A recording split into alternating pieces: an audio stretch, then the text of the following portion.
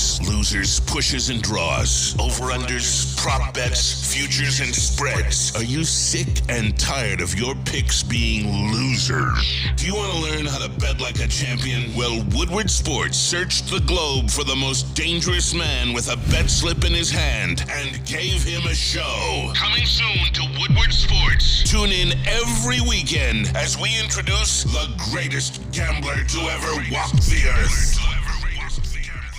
Hi, I'm Booner, and I don't lose. Welcome to the Morning Woodward Show here on the Woodward Sports Network. We're out here in Romeo at their Dispo location because it is beautiful here. Ooh. This is like a Dispo mall. I don't even want to call it a dispensary. It's a mall. But again, come hang out. We'll be here all day. All shows are down here. Again, Dispo in Romeo, their location here. But it's a great day. I mean, it was pouring yesterday, and there's a dirt bike. But yesterday it was pouring. It seemed like there was floods everywhere. I mean, are you guys okay? No flooding? Survived. I'm all right. So far so good. I was a little bit worried last night because it was pouring near where I lived. I was actually a little bit worried about the power going out, but everything was all well and good because I needed a good night's sleep before to have all my energy up for Dispo, and here we are, and I'm so glad to be here. You got something to say? I made the mistake of leaving my golf clubs outside last night. Oh, that's no bueno, Gabby. No bueno. They're soaking wet. Definitely not going to be dry by my tea time on Sunday. No, unfortunately not. But fortunately, and I know Chuck's chiming in here. He says, "Oh my God, they are live on air. How long till it locks up?" We'll be all right today. All right, Can you not put that energy out there this morning? No one energy. needs it. Yeah, Chuck, we don't need that energy. Morning show. We should have a show today. Expected. Like I say, if anything happens, E&E will be smooth. That's just how it works. I'm on Neil Roll's side. It is what it is. We got JB. We got Lucas Klotz. We got Brady as well, our sales guy who hooks us all up with this entire experience. So shout out to him. And then Detroit Kool-Aid is here hanging out with the crew. So, again, come hang out. Come say hi. And let's have a good time today. But I want to start off at least going through some recent news yesterday in the NFL because a player that was drafted in the same class as Jeff Okudah, Isaiah Simmons. Yeah. He was traded yesterday for a 7th-round pick. The Cardinals sent safety Isaiah Simmons to the Giants for a 7th-round pick. The same ones now, always had a and he was always a player, I guess, coming out of path college. You didn't really to know the where he'd national play. title. A linebacker, hybrid / safety. Damn good prospect at Clemson. Landed in Arizona. And if I had to guess, and this isn't the only move that the Arizona Cardinals made, they also traded offensive tackle Josh Jones as well for, I believe, a 5th-round pick. But, Sam, you know what this tells me, right? The Cardinals, they want Caleb Williams. Yeah, I think they're just trying to get the number 1 overall pick at this point because Isaiah Simmons, even though he was never quite lived up to being a top 10 overall pick, he's kind of once a tweener, always a tweener. He still had he was productive. Last year he had over 100 tackles, or in 2021 he had over 100 tackles. Last year he had almost 100, 4 sacks, 2 interceptions, including a pick 6. And I'll tell you what, I think the New York Giants got themselves a steal, and they're building quite the squad at defense at least. You got a defensive line, Kayvon Thibodeau, Dexter Lawrence, you got Azeez Ojulari, you've got Isaiah Simmons, you got Leonard Williams, and then you got a rookie Deontay Banks, Adoree Jackson, Xavier McKinney. That's makings of a pretty damn good defense, and I think getting him for a 7th-round pick for what the New York Giants need right now, I'm not saying that the Cowboys and the Eagles should be watching their backs because the Giants still have Daniel Jones, but it's going to be a good defense, and they're playing under Wink Martindale, who is a damn good defensive coordinator. Yeah, no doubt about it. And again, the Giants are really going to pay minimal money for him. I mean, most of the money was already paid by Arizona. So you're getting a guy basically in the last year of his contract in Isaiah Simmons, who I think still has a ton of upside. I like Isaiah Simmons. Sure. I know he was used incorrectly in Arizona, but I think Dable, and just that team overall, what they have defensively, like you said, good defensive line, solid defense. I think Isaiah Simmons could come out this year and play really well. Yep. I really do believe that. I think he's going to fit in nicely on this defense, and I think he's going to be very, very good. Like I said, he was never quite what he was projected to be, but even though, like I said, he's a little too small to be linebacker, but maybe not fast enough to play safety, he still was productive at times. Yeah, he was. Even if he wasn't like a star or anything, he was still productive. It's just the Arizona Cardinals are thinking, why even put him on a second contract? Just get rid of him at this point because the Cardinals aren't looking to do anything this year. They're not. And 2 official things happened for the Lions. They waived, and due to injury settlements, of course, but Savion Smith, who Lucas, we had a pleasure of watching in that first preseason game, Savion Smith. It was not a pleasure. He was out there putting guys in jail cells. Absolutely not. Yeah, putting guys in phone booths like Panay Sewell. No, Savion Smith was walking burnt toast. Well, The receiver just buttered him up every time. Got the burnt toast, add the butter. Yeah, add the butter, of course. He had a injury settlement. He's waived. And then, of course, Denzel Mims, or as Lucas Klotz calls him, Denzel Hims. That's what he was called. When we were drinking the Kool-Aid on Denzel Mims. Yeah, at least you can admit you were drinking that Kool-Aid. Yeah, I was wrong on Denzel Mims. Okay. Where Lucas Klotz was wrong. Where Lucas was wrong. Where Lucas was wrong. I thought Ben Johnson was going to turn that man into a weapon. The only thing he was a weapon was on the sideline. Well, to be fair, I mean, if you can't work in this offense, that's a you problem. Exactly. I'll just say it. Nate Sudfeld. Yeah, that's a great point. But Denzel Mims officially waived. And Gabby, you've been down there, but have you even seen Denzel Mims really make an impact at all? I mean, I feel like he got here and then he got injured and he was never really back on the field. There were flashes initially, but nothing that was super consistent. You weren't saying. Yeah, like a guy that you'd expect to make the final roster. No. Right? Yeah. So it is what it is. Again, we're at Dispo here. We're going to have a great time today. I'm excited. The people here always take care of us. It's always a party. I know it's kind of gloomy out today. It's unfortunate, but we're going to make use of it. It's a little windy. But you know what? Who cares? Yes. If I was Hollywood, I would complain. But you're not. But I'm not. I don't care. Hey, we'll do it whatever. We got a 10 above us. The people here, JB and everybody else, Brady, again, Brandon helping up set up this entire thing. So shout out to those guys. But again, packed show for today. We're going to go through the preseason game, some matchups next in about 10 minutes or so. Go through some of the matchups we're excited to see against the Panthers. I know it's the last preseason game, but there's still something you could take out of it, Sam Flannel, as well. 8:30, I want to go through some of the financials with the Lions and how Brad Holmes, man, he's keeping this thing flexible. Oh, yeah. He is. And Chicago still has cap space as well. But Lions, I mean, they have more cap space at this moment. They've got more. They do. At 8:45, we're going to go a little through Pistons, talk a little bit about what we saw from the Rico Hines footage because, again, Asar, Isaiah, Duran, Cade, Ivy, they're out there playing. And I know Mike Gentry's proud. He covers the Red Wings, but I know he saw that clip. So we're going to talk about that at 8:45. The Pistons, they look good out there, but again, it's just a run. It's just Rico Hines. It's not a big deal, but it also is nice to see him out there playing. 9 o'clock, I'm going to talk to Sam Flannel about J.J. McCarthy not being team captain. Oh. You know what? And by the way, and I'm not trying to stress you out or anything, but I got questions. That's all I got. I just got questions, and I just need you to answer them. You're on the stand today at 9 o'clock. I got answers. Okay, I got answers. That's fair. 9:15, we're going to play a fun little Friday game with Lucas called Who Would You Rather Have? He's going to go through different players and ask us, would you rather have player X or player B? And player B is going to be on the Lions, correct, Lucas? Yeah, the situation is going to be who would you rather have for 1 year with the 2023 Detroit Lions? So I'll give you guys one name, and then I'll give you guys another player, and you have to pick in between which one you'd rather see on this team. Yeah, this one. Just for 1 year, though. Yeah, just for 1 year. This one's going to be fun. I can't wait. 9:30, we got fast takes with long drink. So we're going to be giving our fast takes. No, short takes. Short takes. Long Short takes. drinks. Short long, takes. okay. We're a little juxtaposition Short here. takes with long drink. Short takes with long drink. I'm scared for Sam. I don't know what you got packed up here because you can still give me a pretty scary take in 5 minutes, but you got a sentence.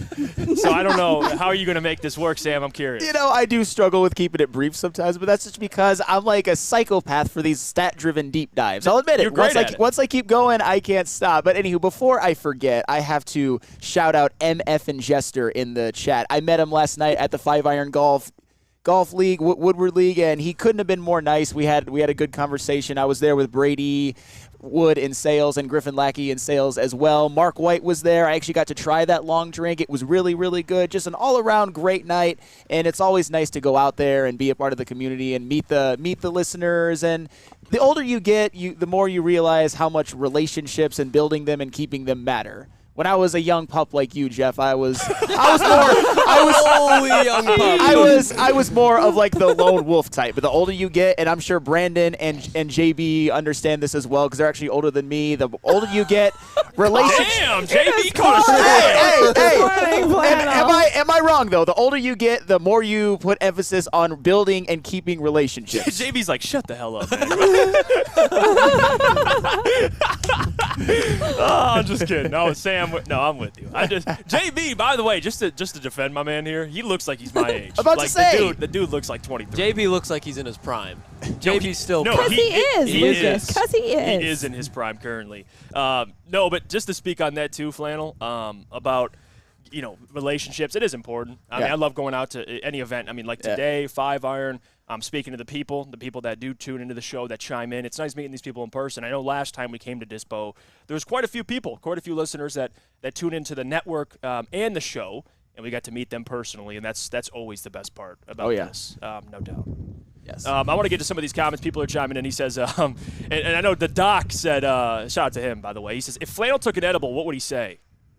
I don't think we're getting that. No. Sam's not doing an edible. Hey, it's his decision. Flannel would not shut up about Patrick Mahomes. you just find him in the back watching Patrick Mahomes and Aaron Rodgers highlights. You're just like, oh, my God. During the show. Have you calmed down after BDE yesterday, Flannel? I mean, it was almost like I was on the show again. He was sitting in the back just screaming. Yeah, and that's been the hardest thing for you, Sam, is the adjustment period from kind of getting off of Big D, because you and Neil have went at it for quite some time. Oh, my God.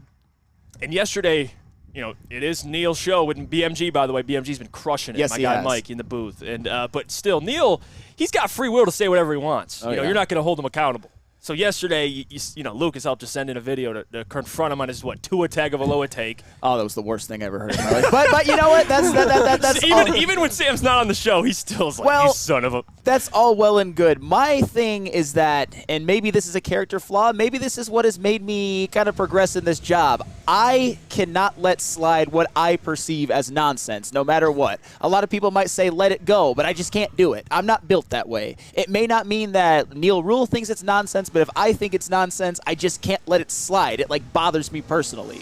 I don't know if that's a good thing or bad thing, but it is what it is. Neil, you carry passion, Sam. Appreciate that. he wears it on his sleeves, right? On his flannel sleeve. Yeah, on his flannel sleeves.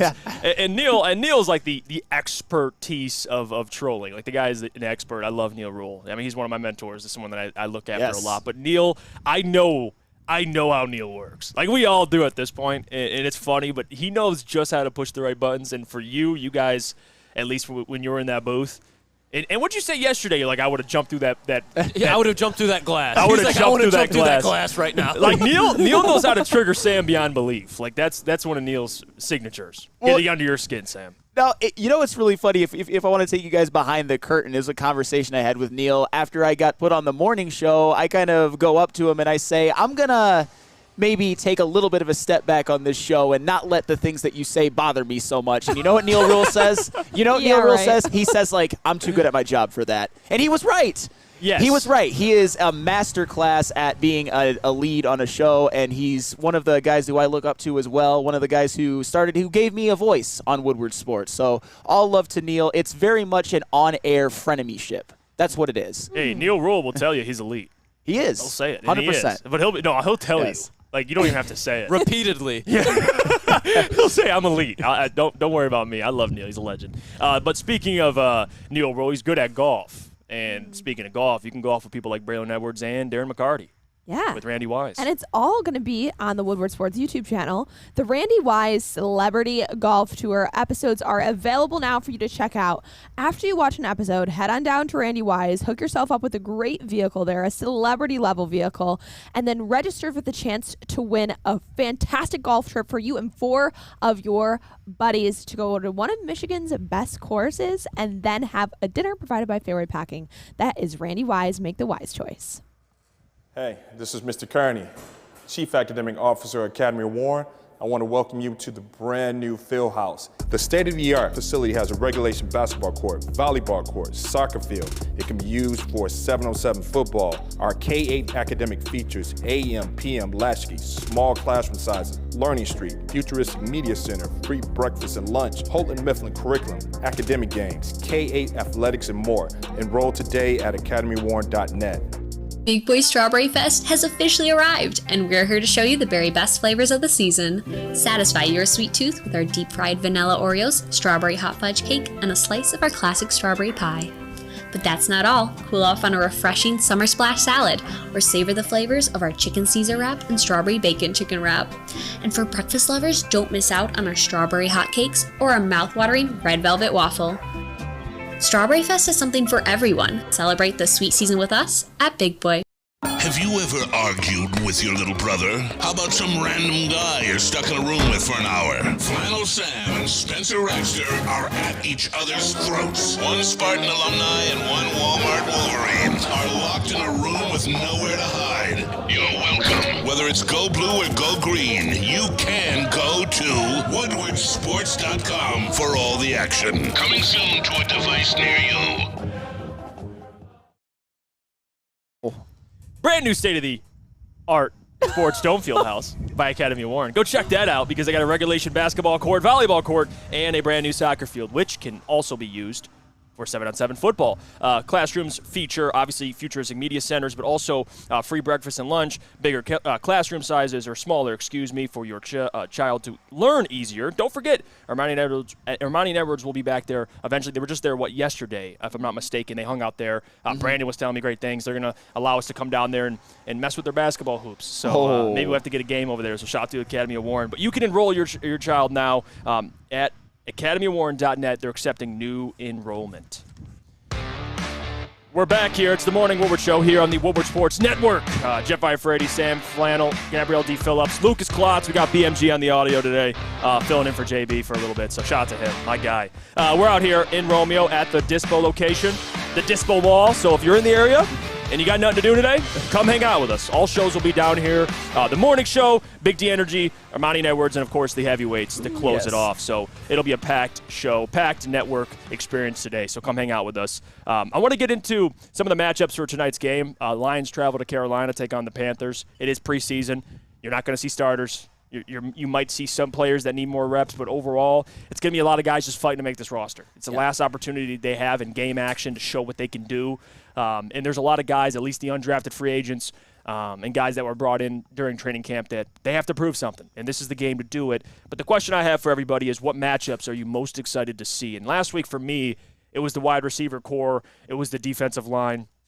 And really the backup, the offensive line depth, which you got to see, unfortunately. But the defensive line and the wide receiver core was two things I had keyed in on. Chase Cota, obviously Dylan Drummond, two examples, two guys that are fighting to make a roster spot as well. And to be honest, Sam Flannel, for me, I think it's similar this week for me. I really do. I haven't really I'm not completely sold. The defensive line, I've probably seen enough. They have depth, and James Houston, these guys are going to be ready. There's not too many question marks there.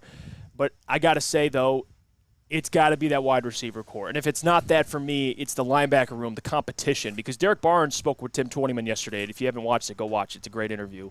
And he used the words, we have 4 starters in the linebacker room, which I think is fair. I mean, I mentioned this to Lucas a couple days ago. I'm like, no one's elite in that room, but they got starters. Like all 4 of those guys, Malcolm, Derek, Anzalone, Jack Campbell, all 4 can start for a lot of teams, to be honest with you. Maybe not the 49ers, but still a lot of teams in the NFL that don't have a great linebacker core. But that's got to be the other thing I'm watching too. Although the key players won't be playing, Jerm as well, he's back in that linebacker room. A lot of depth, and that's a position that's been lacking in Detroit for quite some time. So if I had to say 2 positions, matchups I'm watching, it's got to be the wide receivers again. Can Chase Cota go out there, separate himself, have a big game, potentially make a roster spot or make the practice squad? The Lions, I think, are going to want to keep Chase Cota or Dylan Drummond, a guy who wasn't drafted, drove himself down to the rookie minicamp, the tryouts, made the team. But for me, it's still going to be the wide receiver core. It just has to be because I'm still concerned if Amon-Ra goes down. I can't lie to you. Oh, if Amon-Ra goes down, we're on red alert at this point. And I think we're still on red alert at this point, and that's why Denzel Mims not working out was quite the disappointment. I like what you said about the linebackers, how they basically do have 4 starters. Alex Anzalone and Malcolm Rodriguez were starters. I think Derek Barnes has a higher upside than both of them. And if Jack Campbell doesn't become a starter, then the pick at number 18 was an absolute disaster. I think we would all agree with that. So Agreed. I do think they have 4 starters. But yeah, it's preseason. I think this is probably the matchup that I am least hyped for because we already know we're not going to see any starters. But there is still a lot that can be gathered from just this one game. And if you want all of the inside information, especially when the regular season starts, we've got the show for you. Woodward Sports Lions reporters Gabrielle D. Phillips, who is here right now, Matt Broder, and Detroit legend Terry Foster are sitting at the corner of Woodward and Main Street bringing you the latest inside information on the Detroit Lions. Episodes will be coming to you 2 times a week all season long on the Woodward Sports Network YouTube channel on Sundays from 8 to 9 a.m. and Tuesdays from 7 to 8 a.m. Premieres on Tuesday, September 5th. You do not want to miss this. Tune in to watch the most in-depth reporting and breakdown of the game, the players, and preparing you for the next time the Lions hit the gridiron. Woodward Sports Lions Insider Show, Detroit's first stop for game day.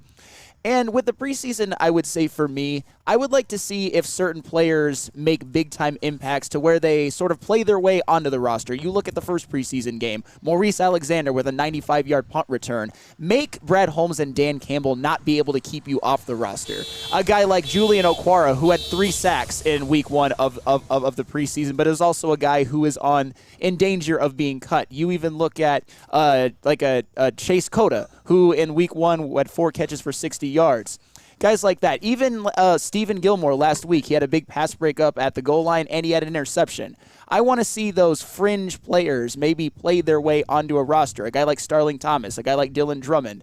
And even I want to see if the backup offensive line equips themselves a little bit better than they did last week. Maybe a guy like Colby Sorsdahl can have a bounce-back game and actually prove that he can be a solid backup, at least in year 1. Guys like that. I want to see if Craig Reynolds or Jamar Jefferson or Benny Snell, which one of them separates themselves as the third running back with Mo Ibrahim cut and Justin Jackson retired. There is still a lot that can, I'd say, be gained from this game. I think in a lot of ways, Dan Campbell and Brad Holmes have probably made a lot of their decisions, but still, make them notice you at this point, if you, like Maurice Alexander did in week 1. Yeah, that's a guy who took advantage of the opportunity. And Derek Lewis right here, I got to read this one. Someone stealing Sam's Prius. Oh, is this true? If you're gonna call Sam, do we need to call you out for your reaction to the horn going off? Well, it spooked me a little bit. Scared and then Jeff a little was bit scared of of a the horn. Hollywood. What? Like, Dude, back-to-back days. You're interrupting my show. It was loud. Jeff, you got scared by that alarm yesterday, too, and you were inside the studio. I am just concerned about the quality of products I'm for the sure. listener. I'm sure. That's what I'm concerned I'm sure about. your main concern was the listener. Oh, yeah, no, I'm scared You of know car what? alarms. And let the record show you, did I even break sentence during that? No, you didn't. Right on. Complete Professionalism. Look at Chuck says Jeff thought it was a B. Well, no, I did not think it. Michael Boyd says the horn is a B. Oh, my goodness. I saw this. Eric says he's chiming in. It's the backup O-line and wideouts for me. Joel Avery says, why is wide receiver such a concern for everyone? Did we forget we have Raymond Reynolds and Jones? And that's my reaction to it. And trust me, Joel, I get where you're coming from. Josh Reynolds, the connection he has with Jared Goff, it's shown he could be solid, right? Khalif Raymond's shown he could be solid.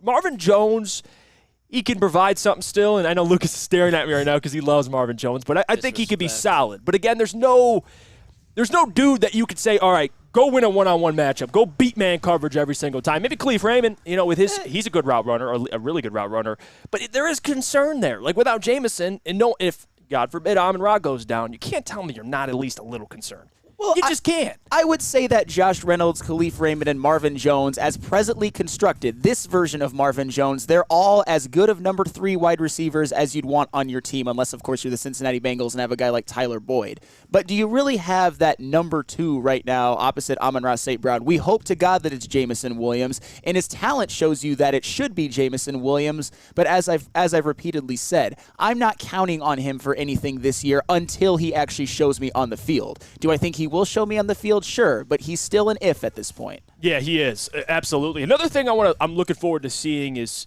Nate's the quarterback battle here with Teddy Bridgewater and Nate Sudfeld, because Teddy will be playing, correct? Is that confirmed? Teddy will be out there, Gabby? I'm assuming he'd have to be. I mean, okay, because I don't think anything has been confirmed of who is going to be out there for the quarterback, but I will say that it is very high chances that he'll be out there because of the lack of time that he has had with this team and getting out there and getting those reps. You saw him getting those reps last week, and then the week before you saw Martinez and Sudfeld getting those reps. So I would imagine that they want to give him as much time with this team in a game situation as possible. And I think Teddy Bridgewater is a storyline for me to watch. And Nate Sudfeld, I think I've seen enough. I'm good. I saw enough after the first preseason game. Yeah, well, and again, I know Nate and people can talk. I know Broder's over there like, Buddy provides great analysis in the quarterback room. Like, I trust me, I get all that. The guy can watch film. Great. But when he comes on the field and plays, he's buns. That's what I've learned from watching Nate Sudfeld. And that's fine, right? In Teddy, you need a decent backup. Not saying Jared will go down, but just the matter of fact, if he does, you have somebody you can trust. And Teddy, at least, has been here for a short period of time. That's why last week, to me, it's a little bit of a pass because he just got here, and a week later he's already playing in a preseason game with Ben Johnson's offense. An offense is very complex to really – and I know Teddy has been in the league for a while, but it's still a new playbook. Sure. And then a week later he's out there playing in the game. We've talked a lot about him learning the playbook, though, and I think people have spoken very highly of how he can take on a playbook, one of those people being Dan Campbell. But the other thing that you have to factor in there is also the chemistry with those other players. They can measure how quickly he can learn a playbook, but you can't really measure how quickly he develops that camaraderie with those teammates and is able to make those connections so when they're out on the field, it's just second nature. Yeah, and I think Teddy's going to be fine. I mean, he'll be all right. The guy's a veteran. I mean, he's a pro. He understands. He's been in a ton of different systems. So I'm not saying he won't understand the play, but he'll be fine. But it just last week it was hard to take away anything because the guy just got here. So for him to get out there and get more reps, I think it'll be good for Teddy Bridgewater. If you do see Sudfeld, great. I don't really need to, but hey, he's not out really there. That great. Yeah, it is what it is. It's a preseason game, but I think quarterback play is going to be something you're paying attention to with Teddy Bridgewater. Well, I mean, with Teddy Bridgewater, I know it's just preseason, but I'd like to see him play better than he did last week. Because I agree, he just got there. You give him a pass for last week, but if he doesn't improve this week, I think there might be some questions on whether he's Miami Dolphins Teddy Bridgewater or if he can ever revert back to New Orleans Saints or even Denver Broncos Teddy Bridgewater, which I believe would be the best backup quarterback in the NFL. But if he's Miami Dolphins Teddy Bridgewater, then maybe he's a top 5 to 10 backup quarterback in the NFL, and he wouldn't even make that much of a difference if he's thrust into play. I think he's closer to being the best backup in the NFL, but he's probably a little rusty still. Michael P. says, give Martinez some longer looks. Either we keep him or boot him. Want to see what he can do as a quarterback. We know what Sudfeld can and can't do. That's fair. What can he do at this point? Well, so you talking about Sudfeld. Oh, yeah, Sudfeld. Yeah, well, that's a good question. Nothing. Nothing. Hit the running back. Well, that's that on a check down. I got to be the running back on a check down. He's go done through that. his progressions. Go through his progressions. But yeah, no, I agree with Michael P. I think Adrian Martinez, to be honest with you, I know we kind of poked fun at him at the beginning of the training camp. Like, Adrian Martinez is on the roster, but I never thought I'd say this. I want to see Adrian Martinez over Nate Sudfeld. 100%. There's more there. With Adrian, he's scrappy. I like Adrian. And again, Lucas made a great point. Yes, was it yesterday, Lucas? We mentioned how you could use him on the scout team. Well, I make a great point every day. So which point are we talking about? Okay. Adrian See, Martinez I can't even give him a nugget, dude. He just runs with it, doesn't he? Adrian Martinez, though, I do want to see him. I do. Yeah. I think that'd be great. I mean, as I said before, the Lions have the unenviable task of playing Justin Fields twice and Lamar Jackson once. So you've got a gauntlet of mobile quarterbacks, and if you have Adrian Martinez who can at least give you a look in scout team versus a Nate Sudfeld, I think it will be a small advantage. I mean, maybe not that much of a difference, but still. What value does Nate Sudfeld bring? And no, I don't want to hear about his value in the film room. That was one of the worst things Matt Broder has ever said. Jared Goff, Sam. He does everything Jared Goff does. He's a mini Jared Goff. I feel bad because Matt Broder is one of my favorite people here, and he is so nice. He's the opposite of Neil Rule. He's somebody that I don't want to argue with. No, he's somebody that I don't want to argue with. That doesn't trigger me at all. But that was the one thing he said where I'm like, things that make you go, You know what I mean? Yeah, no. That needs to be a segment. Things that make you go, A lot of Lucas Klotz lines in there, I would assume. But Gabrielle, what are you looking to see today against the Panthers? Oh, man. Anything stand out to you specifically?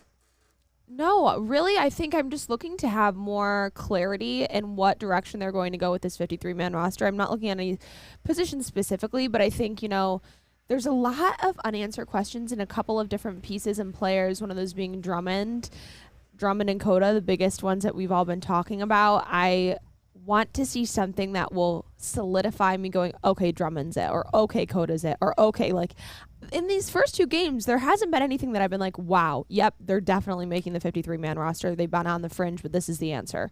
I haven't seen that. So I want to see something that's solidifying a couple of people on this 53-man roster in this game tonight. Yeah, one funky chiming in. He's with me. He says if St. Brown goes down, this team is effed. Well, that's fair. I mean, when people to the comment earlier, like you got Khalif, you got Marv, you got Josh Reynolds, and it's like, okay, something happens to Amon.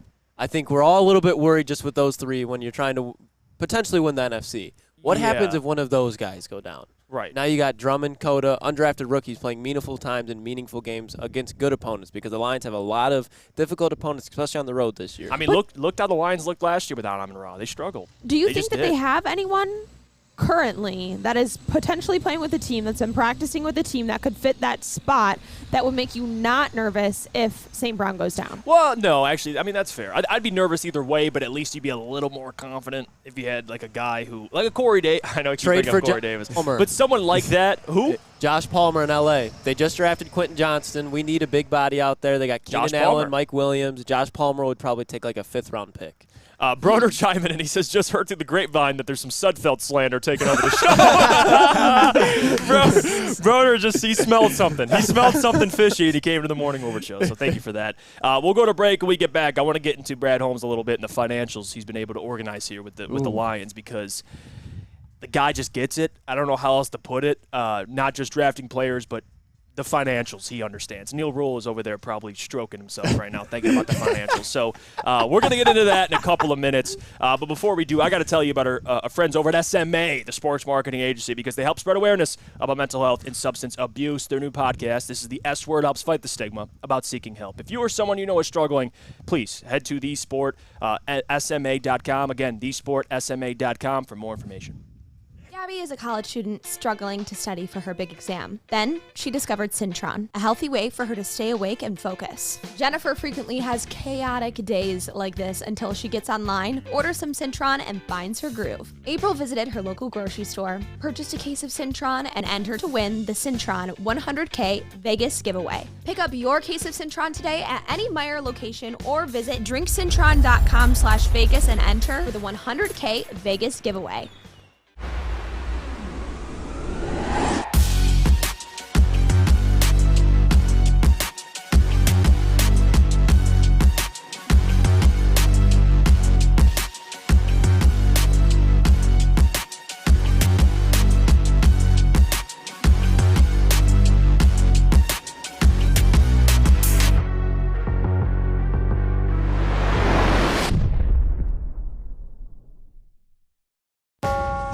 Coming to Woodward Sports, Woodward and Main Street, the Woodward Sports Network Detroit Lions show. Let's go! Catch Gabrielle D. Phillips, Matt Broder, and Terry Foster for all the latest news on your Detroit Lions every week. Only on the Woodward Sports Network YouTube channel and woodwardsports.com. Welcome back into the Morning Woodward Show here on the Woodward Sports Network. Don't forget, if you haven't liked the video, what the hell are you doing? Hit the damn like button. Jesus.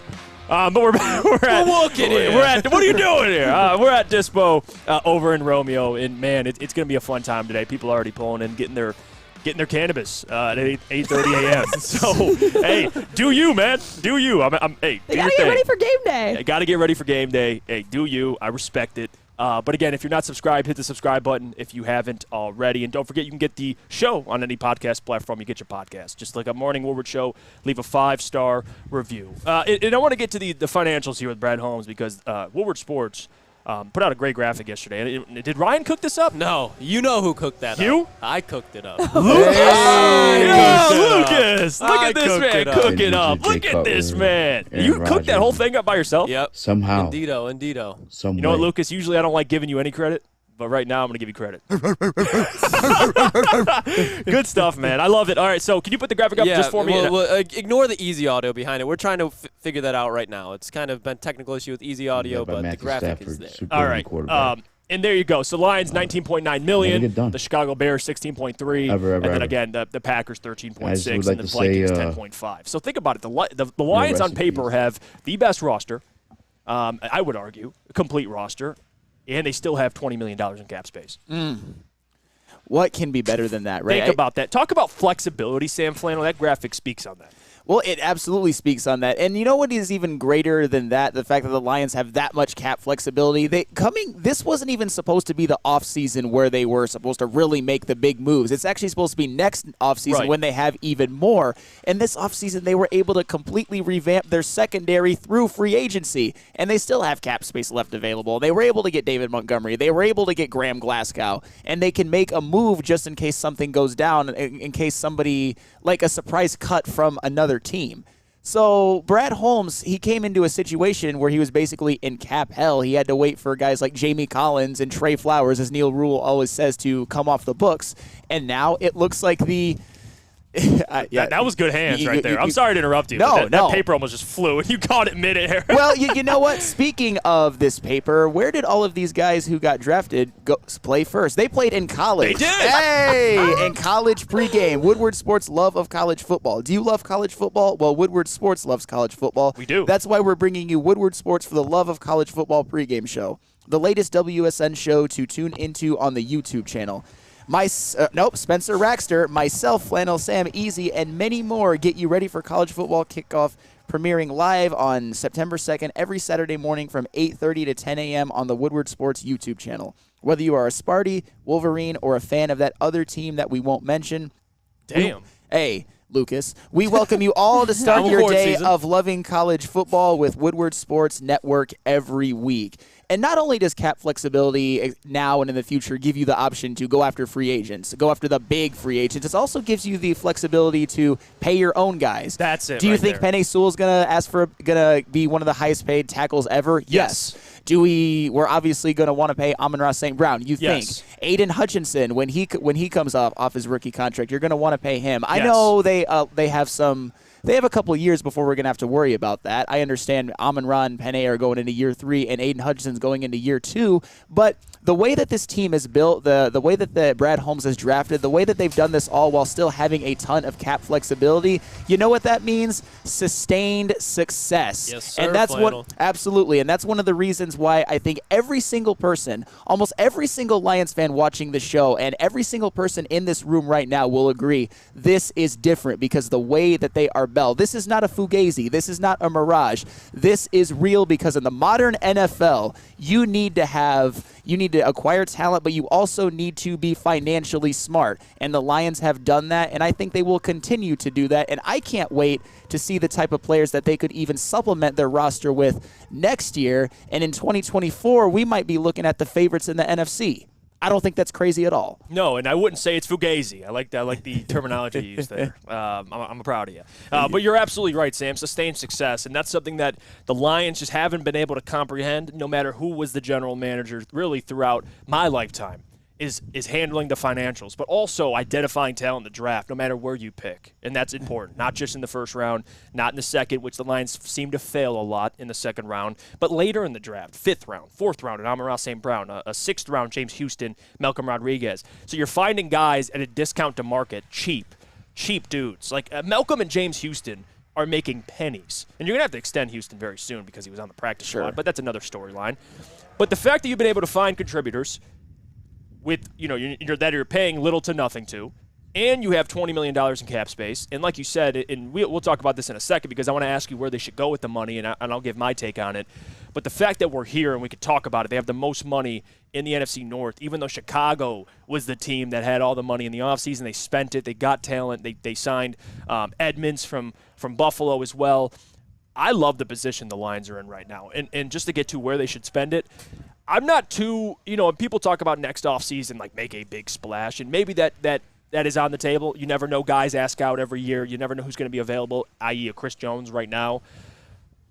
But they got to focus on re-signing their guys. Sure. Like that should be number one, in my opinion. A Jonah Jackson, a Penei Sewell, an Amon-Ra St. Brown. These guys, and hell, even maybe a Jared Goff if they want to extend him. That's where the money needs to go, in my opinion. Now, if you can, trade for a guy or sign somebody kind of like what you did with a Cam Sutton, which isn't, crazy contract, or an Emmanuel, a one-year deal, which Brad has done a great job at, then I'm all for it.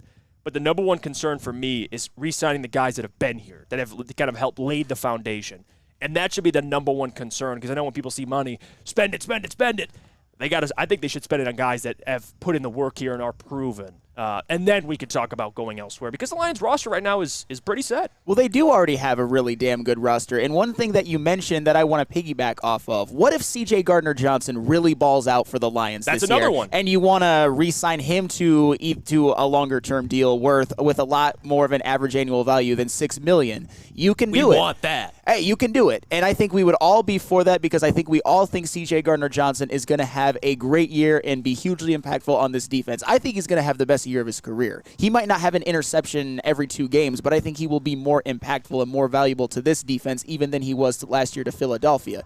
Financial flexibility is a great thing. And you mentioned the Chicago Bears, who I'm higher on than most this year, but still, they were the team that had all of the cap space. And they spent it. They spent and they spent and they spent. They took on DJ Moore's contract. I think they overpaid for Tremaine Edmonds, even though I think he's going to be a good player for them. The Lions didn't overpay for anybody. Right. In fact, they got Cam Sutton and C.J. Gardner-Johnson, I think, on a discount. And hopefully Emmanuel Mosley, when he gets back on the field, hey, he might be another guy. What if he is their cornerback too? And he's also on a 1-year deal, and you want to re-sign him. Financial flexibility is what's going to set you up for sustained success. And maybe they – and when we talk about making a splash move, I think it all depends on who's available. Maybe if there's a wide receiver. I'm looking at the 2024 free agency list right now. I see Mike Evans, but you just never know. Yeah. You never know. Now, if we're talking Mike Evans, I'm listening. He might not be staying in Tampa next year I'm either. listening to Mike Evans. I'll tell you that. But the key to what you just said, Flannel, is sustained success, because that has been the message from the start. Mm-hmm.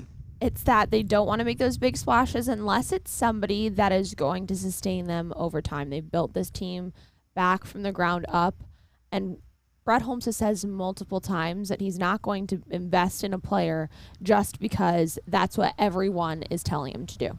Yeah, not overpaying for guys. So you're saying, and Lucas, are you just confirmed to me, Brad Holmes would not sign a Trey Flowers? Yeah, I would say that he does not fall into that Bob Quinn, just sign everybody just to sign somebody and then just ruin a franchise. I don't think that's in Brad Holmes' skill set. All right, I was just checking. He doesn't have that in his bag. Right, Bob Quinn and Fat Patricia, though, they do. Jesus. And I'm glad you hate Matt Patricia as much as I do, Lucas, even though there's nothing to like about him besides the one time, I think it was on Monday Night Football against the Patriots, when they had that little slow shot of him throwing the challenge flag. That's the only thing that I liked about Matt Patricia that whole time. Hey, the Lions the Lions actually murdered the Patriots in that game, for the record. They did. Yeah, it was Sunday Night Football. Yeah. Thank you, Flannel. Thank you.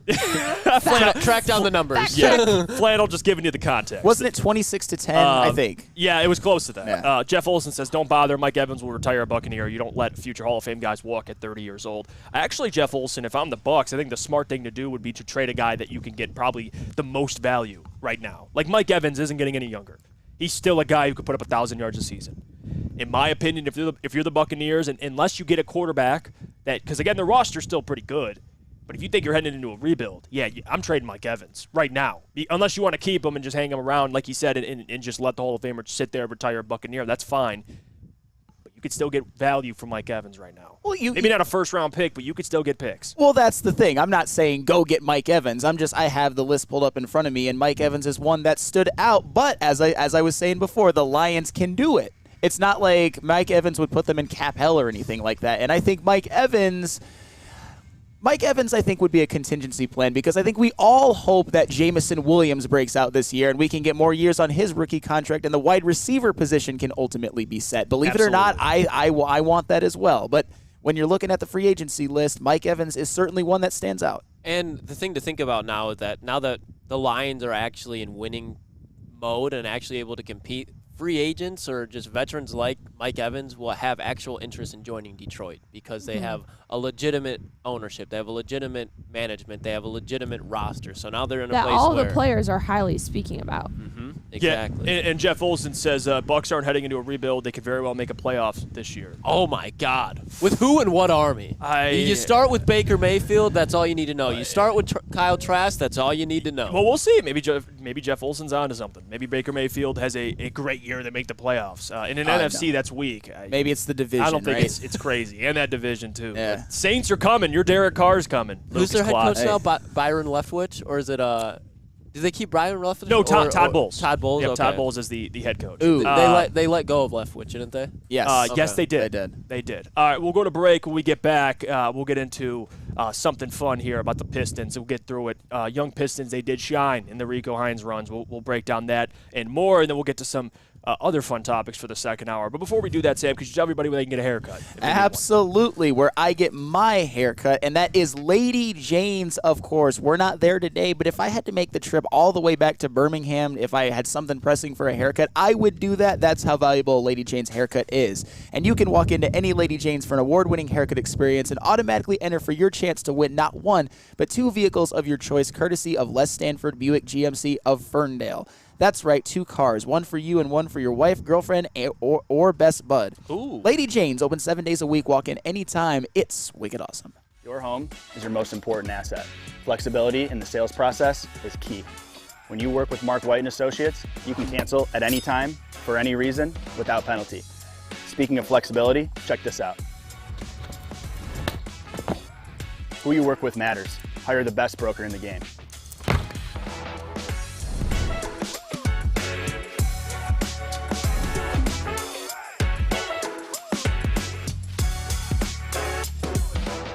Hey, it's Sean Jordan from the Sports Marketing Agency, and SMA wouldn't be who we are without our amazing partners. Thank you so much, Sean. You know, at Detroit Wayne, we want to serve as a resource for you and your families. We offer mental health services, substance use disorder services throughout our communities, and we want to be that source and resource within the community. If you or a loved one are suffering from a mental health or substance abuse issue, please don't hesitate to call 1-800-241-4949. Join Woodward Sports' own Jeff Iafrate along with special WSN guests for the most anticipated Lions season in decades. Filled with different surprises and expert analysis. You're not going to want to miss out. Go to our Woodward Sports YouTube channel on Sundays and tune in live from 9:30 to 11:30 a.m. Now, coming to Woodward Sports, Woodward and Main Street, the Woodward Sports Network Detroit Lions show. Let's go! Catch Gabrielle D. Phillips, Matt Broder, and Terry Foster for all the latest news on your Detroit Lions every week. Only on the Woodward Sports Network YouTube channel and woodwardsports.com. Right. Play, practice, putt, participate, anything you want golf related at 5 Iron Golf, located inside of the Cambria Hotel. They have 13 TrackMan simulators. You can basically act like you're playing at Pebble Beach. And we have a Woodward Sports League every Thursday night from 5 p.m. to 7 p.m. You could golf against Griffin Lackey. You could golf against Flannel Sam. You can golf against Brady Wood. You can golf against Jeff Iafrate. You can golf against Lucas Klotz, or you can golf against Braylon Edwards. All of that, we have all been there. We have all had a great time. And you can participate as well. And you can always visit them inside the Cambria Hotel, or you can visit their website at 5irongolf.com. It's the Morning Woodward Show. Welcome back, everybody. Don't forget, if you could do us a favor and hit the like button, we'd much appreciate it. We're almost at 100 likes here. We'll try to get to it by the end of this segment. Again, we're out in Romeo at their Dispo location, basically a Dispo, the mall, I'll just call it. It ain't just a Dispo. It's a freaking mall. This thing is massive. And a lot of people are going to be pulling up today. There'll be vendors. It'll be a lot of fun. So come hang out with the crew if you can do so this Friday. But I want to get into some of the Piston stuff because, you know, we've been doing a lot of lines last couple weeks, and we're going to continue to do a lot of lines. But we got to sneak in some Pistons here because the Rico Hines footage came out. Those guys did some runs, and they look good. And if you could play the video, Lucas, and we'll even talk over it if that works better. Yeah, just keep talking just to make sure. All right, let's see it. Okay, this is, and again, you got Ivy, Asar, Cade. And look at this defensive stop here. I mean, there he is. There's but these guys, man, overall, I know it's just runs footage, but the fact that they're out there getting and running, building chemistry, and they look good defensively, which is the number one thing to take away, Sam, because people always tell me, where's the shooting? Where's the shooting? Where's the shooting? And my response is, well, can you stop somebody? That's my answer. Like the shooting, okay, we could talk about it, but defensively, this team needs a lot of work, and they have the potential, and you see it here, just disrupting plays. And again, these are against guys that it's different. It's not an NBA game, obviously. But my takeaway watching was Asar Thompson's defensive potential. Like that is on clear display. Asar, when he was drafted, like we know what he looks like physically. We know people question the shot, the jumper. I get all of that, and that's fair, to be honest with you. Very fair, especially his free throw percentage. But you can't deny the versatility this man brings day one. 6'7", 7-foot wingspan, the athleticism, his ability to switch on multiple positions, a guy that you could put on the opposing team's best offensive player, kind of alleviate some of that pressure off of Cade and Ivy.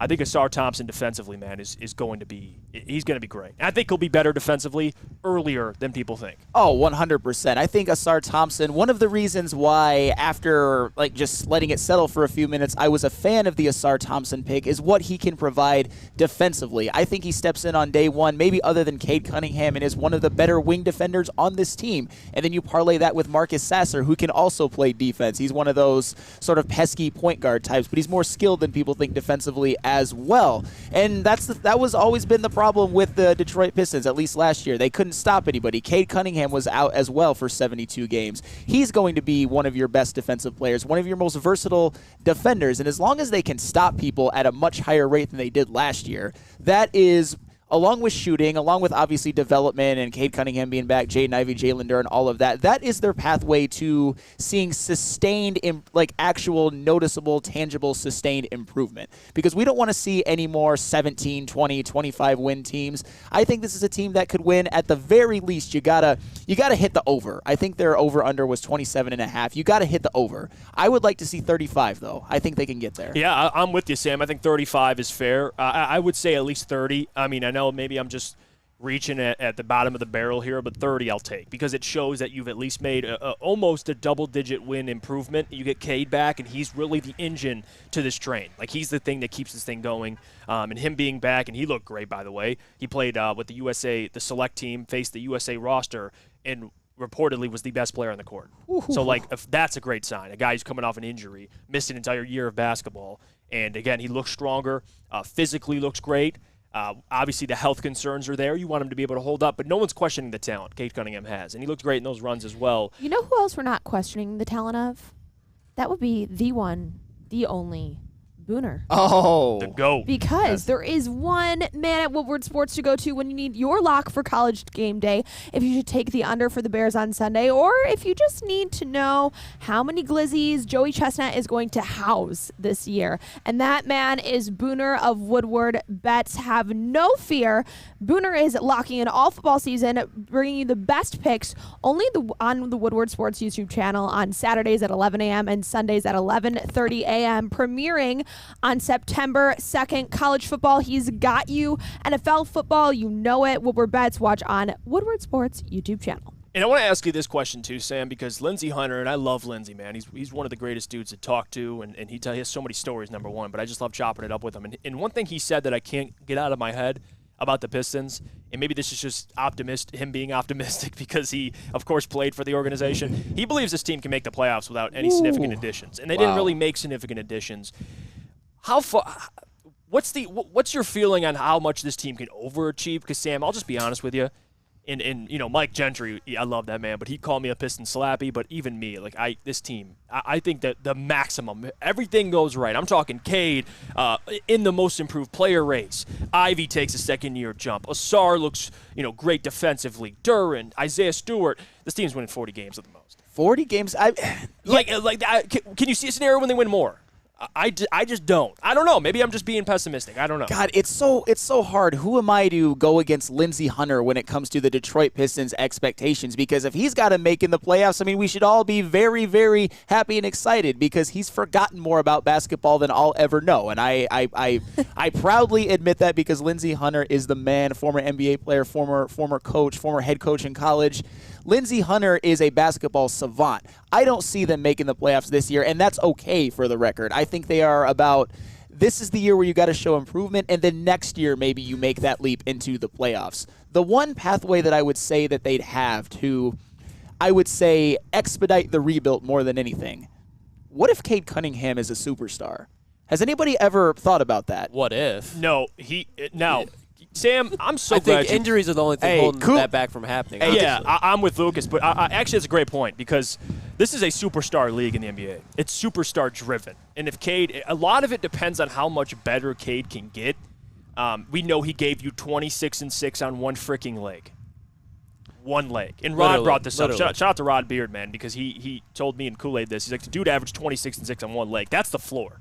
That's the absolute floor. So think about it. He's 100% healthy. Let's say he gives you 26. On the best case scenario, 26, 27, 8 and 8. Let's just say like he has a breakout season and he's damn near 30 a game. I still think it's 40. I mean, maybe I'm just best. I just think that they have guys that you like Joe Harris and Alec Burks. They got depth. They got young guys.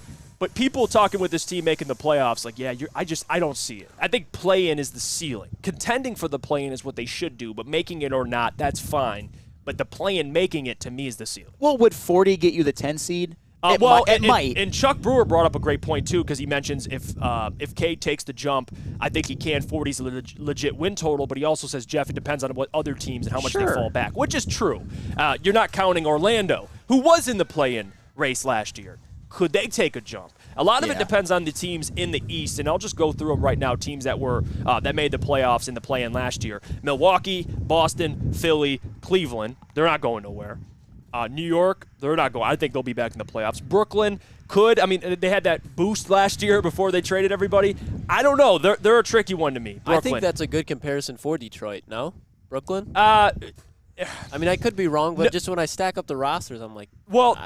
It's different because Brooklyn just started this quote-unquote rebuild, but they got Michael, they got some guys they like, Cameron Johnson, so they got pieces. But, yeah, talent level, maybe so, Lucas, because Michael's kind of arcade. Like, he's going to give him similar numbers. But I think Cade's more of a complete player. At least can pass the ball. He can do a lot more. But still, regardless, Michael's a damn good player. But Brooklyn, I don't know. They're a wild card team. Atlanta, I think, will be back in the conversation. That's, 5 or 6 so far. Miami, of course, that's 7. Chicago and Toronto. Like, Toronto's on this fringe rebuild. I don't know what Toronto's doing. And then you have Chicago, which Lonzo Ball expected to miss another year. I don't know if they're going to do anything significant this year. So, really, I think it's 6 teams you're really worried about. Past that, it's a lot of guesses. Like Orlando, what kind of jump do they take? It's a lot of question marks. Well, and Indiana, not to mention them as well. Well, the reason I bring up Cade Cunningham, obviously, because when he's been on the court in the NBA, he has been damn good. But also, going into his 3rd year, you hear reports that he was the best player on the court during USA scrimmages. You hear reports that he was either the best or one of the best players on the court during the Rico Hines tournament. That's a big deal. And I think Cade Cunningham, when we talk about how he played when he was on the court in the last season, when he's only played for 9 games. I look at what he did in March of his rookie year, when for an entire month, he averaged 23, 6, and 7 on 48% shooting. His three-point percentage wasn't great, but another thing, in college at Oklahoma State, he was a 40% three-point shooter. I think he's gonna bump that up to 35% this year.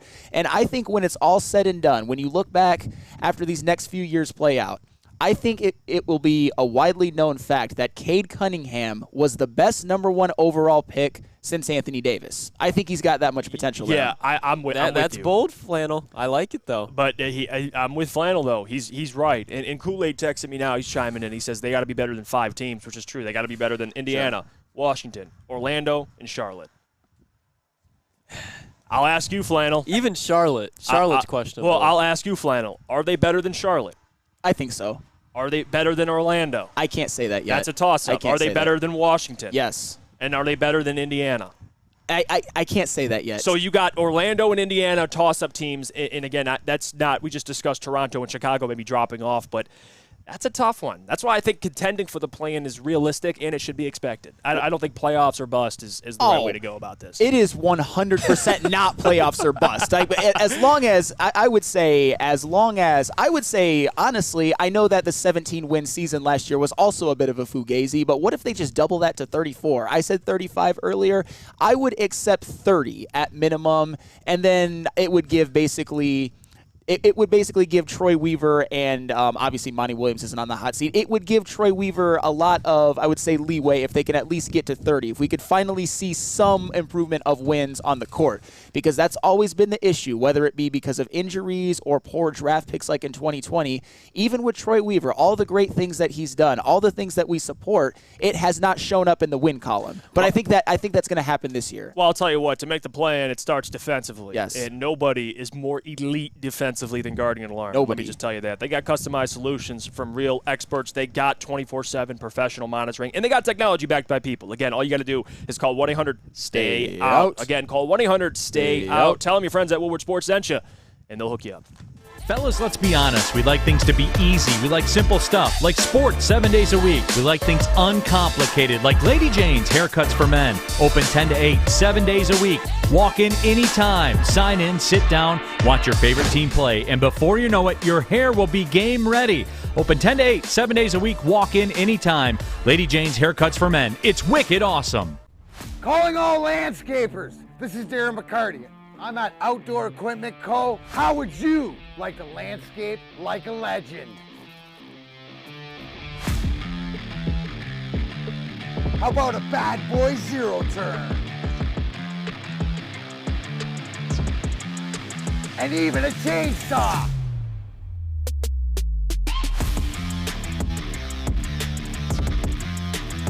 And even a weed whipper. So register today at OutdoorEquipCo.com, and even you could have DMAC on your landscaping crew. It's the Randy Wise Celebrity Golf Tour. You're a good coach, Tim. Oh, great shot. Some of the biggest names in Michigan sports, and some, well, not so much. Oh, yeah, baby. Oh, yeah, baby. Watch episodes at WoodwardSports.com. I got a question for you. How would you like to win a $100K Vegas getaway? Take your closest friends and live it up in the city that never sleeps. Purchase a 24-pack today, and you're entered to win. All you got to do is go to drinkcintron.com/Vegas and buy Cintron at your local Meijer store. Cintron, the healthier energy drink for people that want to feel good and be the best versions of themselves. Again, that's drinkcintron.com/Vegas. Thank you, everybody, for sticking with us. It's the Morning Woodward Show here on the Woodward Sports Network out in Romeo at Dispo, and it's already piling up. People are coming through, so you're going to want to make it down here if you're free and you're in the area. Come say hi to us. Come restock on your products here at Dispo Dispensary. Plenty more to get to. We just kind of got through some Pistons. We're going to go back to some Lions here, just football in general, and we're going to do a new segment that Lucas came up with yesterday, and we were doing it in the office out of fun, not even like show-related. Pause on that. But not even show-related, just asking us questions, and Luke's like, why don't we just do this on the show tomorrow? Hell yeah, let's do it. All right. This is who would you rather have? Is that what we'll call it? So we're setting the stage right now. We've talked about Chris Jones a lot, and obviously Lions fans would love Chris Jones. But I'm going to ask you guys the question. Would you rather have Chris Jones on the Lions or X player? So it started off like this. So Chris Jones is going to be the player every time, but the decision you guys are going to have to make is, are you taking him, or in this instant, Max Crosby? Having teams without Chris talent, Jones no or coaching. Max Crosby? Right Who are now, you taking? right now in the Lions. Yep, 2023. Looking forward to All both right, well, days, I'll go very first. Give me Chris Jones. Chris Jones? Yeah, because you got to think, too. You have Houston, you have Aiden, you got some guys you like on the edges. I know Max Crosby's a beast, but imagine a presence like Chris Jones generating pressure from the interior. How much better that would make Houston and Aiden. That's where I'm going with it, Chris Jones. This is the easiest question of all time. Give me Chris Jones a million times out of a million. You need help at the interior defensive line position, and Chris Jones is probably the best one in the NFL right now. And I think at the end of this next year, Aiden Hutchinson will be better and far more productive than Max Crosby. No disrespect to him. Chris Jones is probably the best defensive tackle in the NFL right now, either him, Aaron Donald, or Quinnen Williams. Is Max Crosby even a top 7 edge rusher in the NFL right now? But you could argue Chris Jones is the best defensive tackle. That's in the what league. I'm saying. So, yeah, I'm with you, Sam. Max Crosby's a monster, though. There's no He disrespect is. in that. Who would you go with? I would go with Chris Jones, There but we I had go. to think about All it for a second because Aiden and Max Crosby on opposite sides. Max Crosby defines a Dan Campbell football player. Oh, That's Jesus. true. Fourth round pick out of Eastern. grinded his way. What's up with you with Eastern Michigan now? You like It was Dylan really Drummond. only Max Crosby. You like Mike Crosby. Okay. Okay, but moving on. And by the way, people, feel free to chime in with us. We Who want would to you hear the rather people's have? answer. Okay, let's go. So next one. Got the camera on us now. Gabby got us right. Would you rather have Chris Jones or Micah Parsons? Oh, jeez. Who are you rolling with, Chris Jones or Micah Parsons? Ooh, that's a good one. See, like, and you got to really think about it because of which way are you going? Are you going to factor in age? Are you going to factor in contract? Like, if we're just going player to player, It's only 1 year. 1 year with these 1 year. guys. Okay, 1 year. that's 2023. fine. Yeah, people are already chiming in saying Parsons. I might go Parsons too because he's so versatile. Like he could guard guys. He can get you 15 sacks a year. He's just flying around the field making plays, and he talks some smack too. Yeah. So I like Micah, but then a presence like Chris Johnson and then give me Micah. I'll go Micah. I am going to go with Micah Parsons as well because, quite simply, by the end of this season, it will be a widely known fact that Micah Parsons is the best defensive player in football. He's played in the NFL for 2 years, been second in the Defensive Player of the Year voting both times, 13 sacks both seasons. Give me Micah Parsons. He's a superstar. He's going to be an all-time great. Okay, so is he your pick for 2023 Defensive Player of the Year then, obviously? Micah Parsons? Absolutely. Okay, yeah, I think he's probably the favorite, Absolutely. right? At this point? And I don't think you could go wrong with either answer here. But here, this one's a toughie for me. Oh, so you got Chris Jones or arguably the second best, or however you want to rank it, first best defensive tackle in the league, Quinnen Williams. Who are you taking, Chris Jones or Quinnen Williams for the Detroit Lions in 2023? I'm going to go, 1 year, remember, only 1 year. I know, okay, then give me Chris. I'll go Chris Jones. Just because he has pedigree, the guy's played in big games, and he's disrupted a ton of plays. But Quinnen Williams is a dog, too. But give me Chris Jones.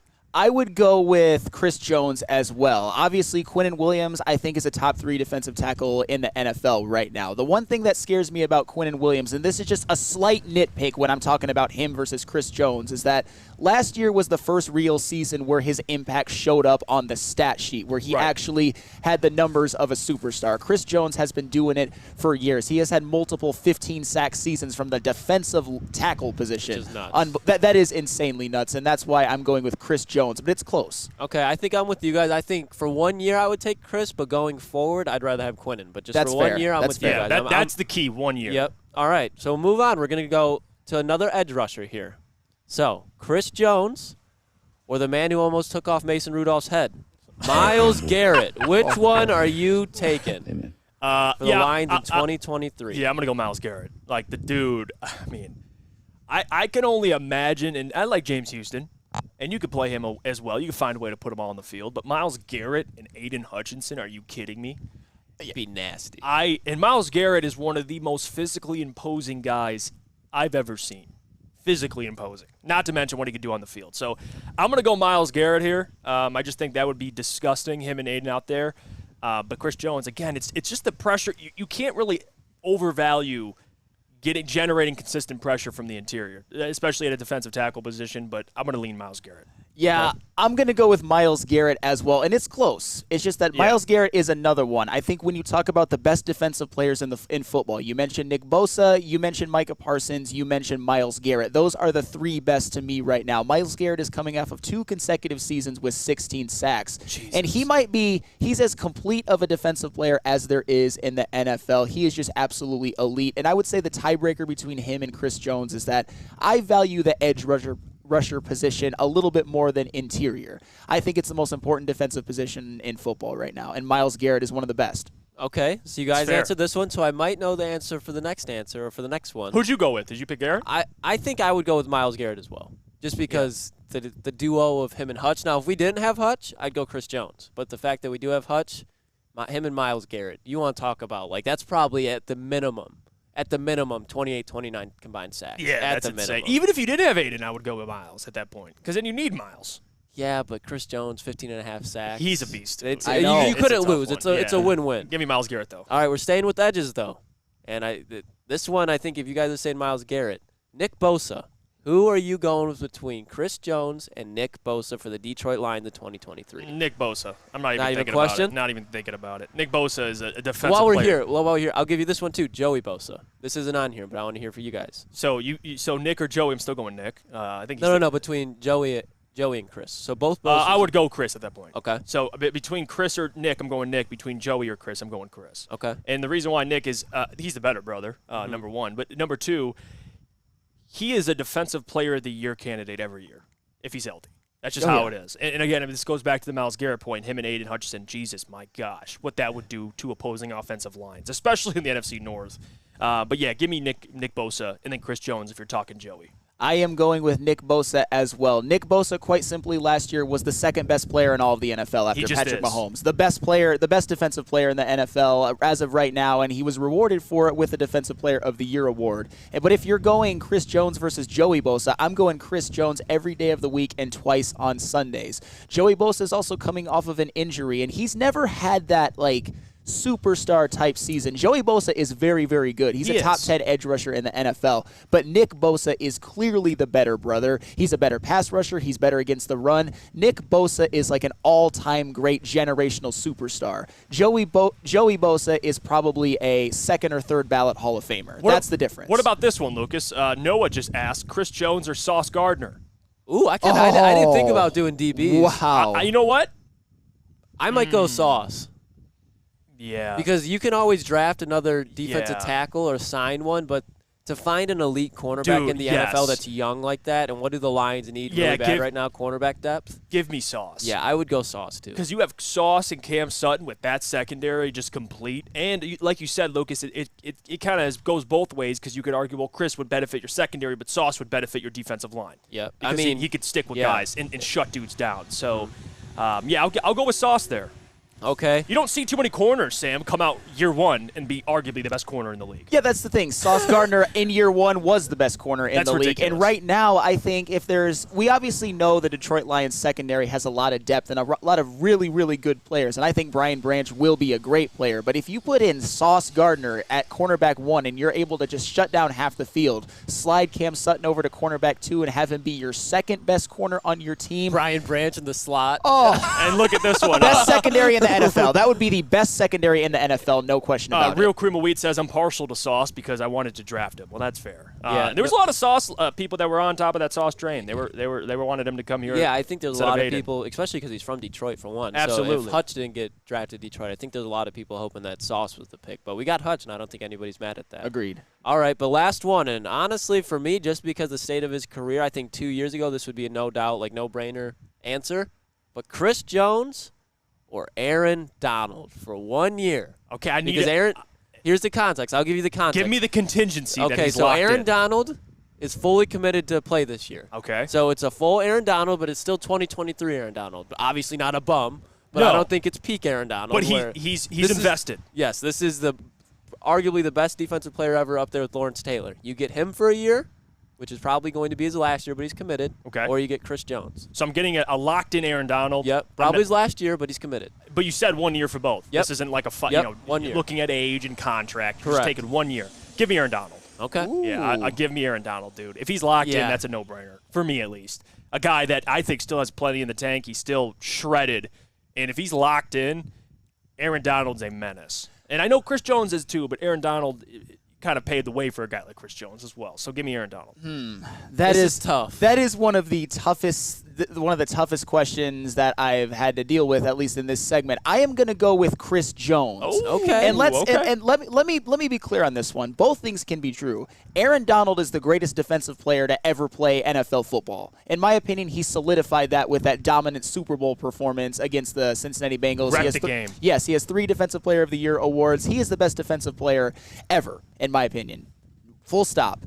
But last year was the worst year of his career. Last year was the first injury-riddled year of his career. And conversely, Chris Jones had the best season of his life, making first-team All-Pro for the first time ever, having 15.5 sacks, having his first real dominant postseason as a defensive player. Because I know a lot of people don't want to hear this in Kansas City. Chris Jones was never like a dominant playoff defensive player until this year. Frank Clark was. Chris Jones was not. Chris Jones pretty much won them the AFC Championship. He 100% won them that game. He had that big sack on Joe Burrow on third down after Joe Burrow had converted a back-breaking 3rd and 14 earlier on in that drive. Chris Jones saved their ass that game, and I will forever be indebted to him. So going forward for this year, Aaron Donald is also on the wrong side of 30. Give me Chris Jones, but it's close, and I hate dissing Aaron Donald because I love that man. Yeah, like another one where you can't go wrong. Yeah. It's just like when you say one, it's like it's almost like, am I really going against Aaron Donald right now? Well, and I love how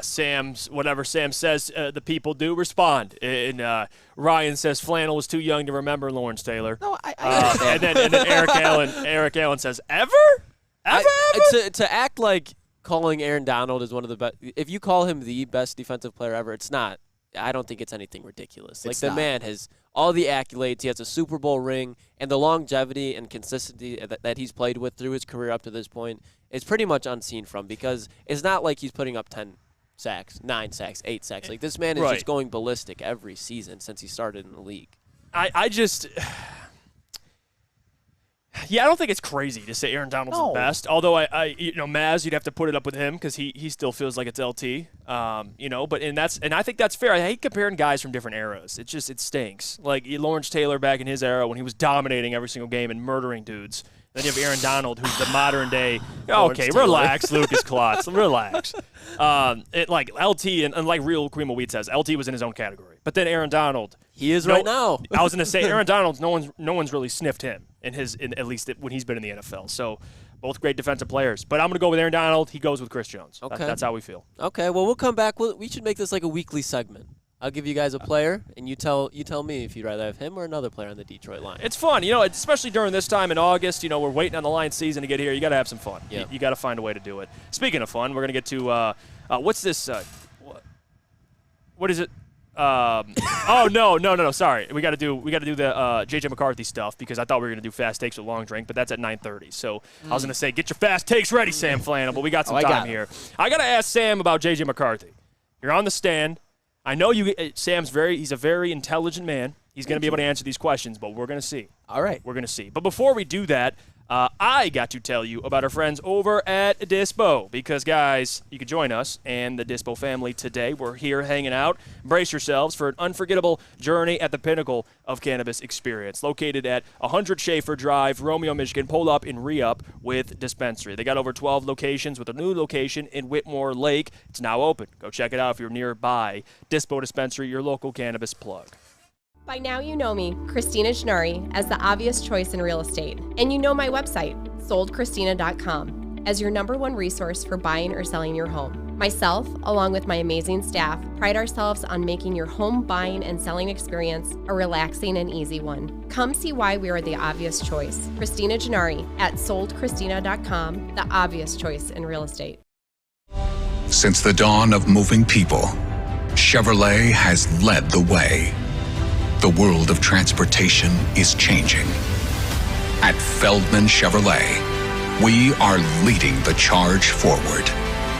With every electric vehicle, every mile traveled, one Feldman at a time. The company that puts more Chevys on Michigan roads is now the #1 name for Chevy electric vehicles. Winners, losers, pushes and draws, over-unders, prop bets, futures and spreads. Are you sick and tired of your picks being losers? Do you want to learn how to bet like a champion? Well, Woodward Sports searched the globe for the most dangerous man with a bet slip in his hand and gave him a show. Coming soon to Woodward Sports. Tune in every weekend as we introduce the greatest gambler to ever walk the earth. Hi, I'm Booner, and I don't lose. Now, coming to Woodward Sports, Woodward and Main Street, the Woodward Sports Network Detroit Lions show. Let's go! Catch Gabrielle D. Phillips, Matt Broder, and Terry Foster for all the latest news on your Detroit Lions every week. Only on the Woodward Sports Network YouTube channel and woodwardsports.com. Welcome back to the Morning Woodward Show here at woodwardsports.com. Thanks so much for tuning in on this Friday morning, this game day morning. We are at Dispo today, and then on Monday, we will be down at Feldman's golf outing, their golf outing for the Children's Miracle Network. We're super excited to be back down there with Feldman, their crew, Mark Wahlberg, plenty of celebrities that you know, so you'll want to stay tuned for great videos, great interviews all Monday. I'm looking forward to it. Are you guys looking forward to it? Oh, yeah. I'm ready. Yeah. Mark, we were there, 2 years ago, I believe? Last year. Last year, okay. Yeah. And it was a lot of fun. It was cool out there. Mark Wahlberg, there was a lot of people that made appearances. Can't wait. They had delicious breakfast burritos. The Entourage All crew those is going to be out there. breakfast burritos. Entourage bro. crew. That's what I remember. Yes. I can't wait. Hopefully we can meet him. The Entourage crew. Great show. Great show. Booner put me onto it. I've been watching the last 2 weeks, man. You really have? Yeah. See, Booner's been trying to put me on it. I got to tune into it. It's worth it. You'd like it for sure. Of course. No, like I'm being like, it's a Okay, good all show. right, you're Like, not- I like this. No. No, boss. Hollywood Jeff on this Okay, one. You all would right. like it. Although you do kind of remind me of the Who? slightly main character. So the show's based off of like an actor. He moves out to Hollywood and he's got like his friends with him, and his friends kind of manage his life and make sure he stays looking good. And I think that's a lot like His name is Vinny? Yeah. Okay, yeah. well, I mess with Vinny. That's Yep. that name. Okay, we're good. Let's get to this J.J. McCarthy stuff. Again, welcome back. Don't forget, hit the like button. We're 2 away from 100. So if we can get there, it'll be great for the show. So we appreciate you for tuning in, taking the time to tune into the show. But I want to ask you, Sam Flannel, do you have the graphic too, Lucas, yep. about the team captains? All right, put that up. And there's your team captain, Sam Flannel. Right there. Oh, yeah. Zach Zinner, Blake Corum, Trevor Keegan, Mike Barrett, Mike Sandmerstrill, and then you have Chris Jenkins. Okay? Now I want to ask you a question. Where the hell is J.J. McCarthy? It is junior year. Because I got a list of guys that were captains for their respective teams, and I want to read them all for you. All right. Okay, this is why, because I was curious. I'm like, how many other people were not captains? At least quarterbacks for their respective colleges, right? And I went through it, did my research. Bryce Young, clearly a captain. Mac Jones, when he was a quarterback for Alabama, a captain. C.J. Stroud, a captain. Kyle McCord, not a captain. All right, there's one.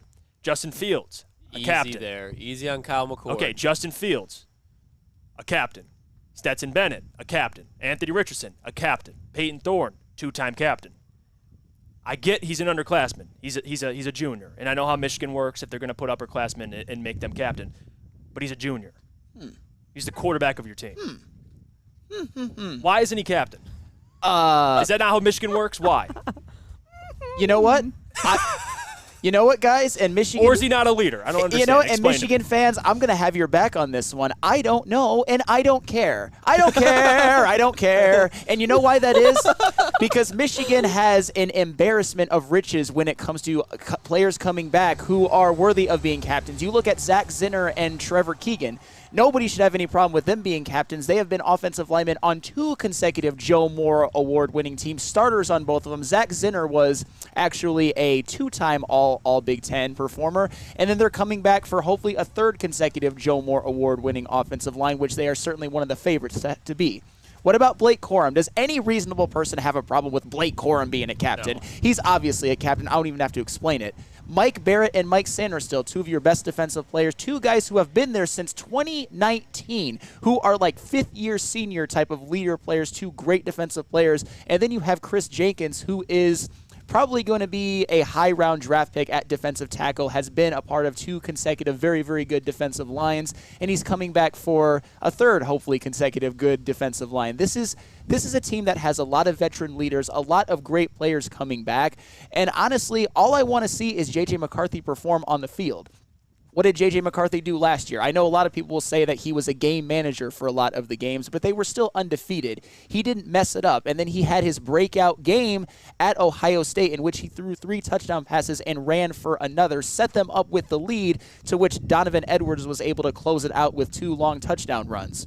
All I care about is, does J.J. McCarthy perform or does he not? And last year he did enough. I know everyone's going to look at, oh my God, the TCU game with 2 pick sixes. I know, but he also did a lot to bring them back. 2 touchdown passes, 1 touchdown run, 1 pass to Roman Williams in which it was first called a touchdown, but he was actually down at like the inch line. So that's basically 3. It's not 3, but 2, and then setting him up very, very close. This whole captain thing, it means nothing to me because I'm not a sentimental guy. I care about what you do on the field. Yes. And as long as J.J. McCarthy performs and balls out, I'm fine, and I think he will. And I want to read some comments here. People are chiming in. Booner says, this isn't that big of a deal. They vote, and JJ wasn't on the ballot. It's only seniors and fifth-year guys. This is non-Michigan fans trying to make a story of it. And then there's Jesse Adams that says, don't give me that shiz of him not being a senior. Hutch was a captain, and he was a junior. And I see seniors only, bro. See, it goes back and forth. And this isn't me trying to make a story out of nothing. It's a genuine question. Like, why isn't the quarterback who, again, we would argue, and Ryan Ermanni said it out of his own mouth, he'll be the best quarterback to ever come through the Michigan or the University of Michigan. And I actually agreed with him to some extent, at least talent-wise. Now stats, we'll figure that out at a later date. But talent-wise, JJ's one of the most talented quarterbacks I've ever seen that come through Michigan. So that's fair. But if he's not on the ballot, I don't know why Michigan does it this way, especially when I just read off all these other, Peyton Thorne, two-time captain. I know it's different, but still, why wouldn't your quarterback be a captain? And I know it doesn't matter because he's still a leader, but I think that's stupid, quite frankly. I just do. Well, it's funny because I hear a lot of conflicting reports of whether you can be a captain if you're not a senior or not, but honestly, and I know a lot about Michigan football. I consider myself a Michigan football historian, encyclopedia, all of that. I don't care. I don't know if you can be a captain or can't be because it means nothing. Zero. Bupkis. And before a lot of Michigan fans try to get me with the whole, Michigan fans gave Michigan State all kinds of shit for Connor Cook not being a captain in 2015. Well, how did that work out for Michigan State? I think they were undefeated. They were undefeated. They made the college football playoff. They had one of the best seasons in school history, certainly since their national championships in the 60s. So what does that even mean? Right. All I want to see is how they play on the field. And when you look at the guys who are captains, we've thrown up that list many, many times, and I broke it down. These are some of the best players in the Big Ten. These are some of your seniors, your leaders, the guys who have been a part of 2 consecutive Big Ten championship teams. It doesn't really matter to me. I know a lot of people, including you, Jeff Iafrate, are kind of trying to get me with this one, trying to pit me into the corner. I don't care. I just want the explanation. I don't get it. And again, I get why Michigan. Okay, you're going to only give seniors and upperclassmen the nod. Okay, that's fine. But every other college doesn't do that. At least the colleges I just listed off, these guys were all juniors when they were captains. So Michigan it's the way they do business. Which again, it is what it is. But even if it was the case, I don't look at JJ as this big vocal guy. He's a dude that, again, he's a good, genuine guy. I've heard Jim talk about him. He has a lot of great things to say about him. Great human being. The way he prepares, the way he treats his teammates, the way he goes around. He's a good leader, at least from what I've been told, at least listening to interviews.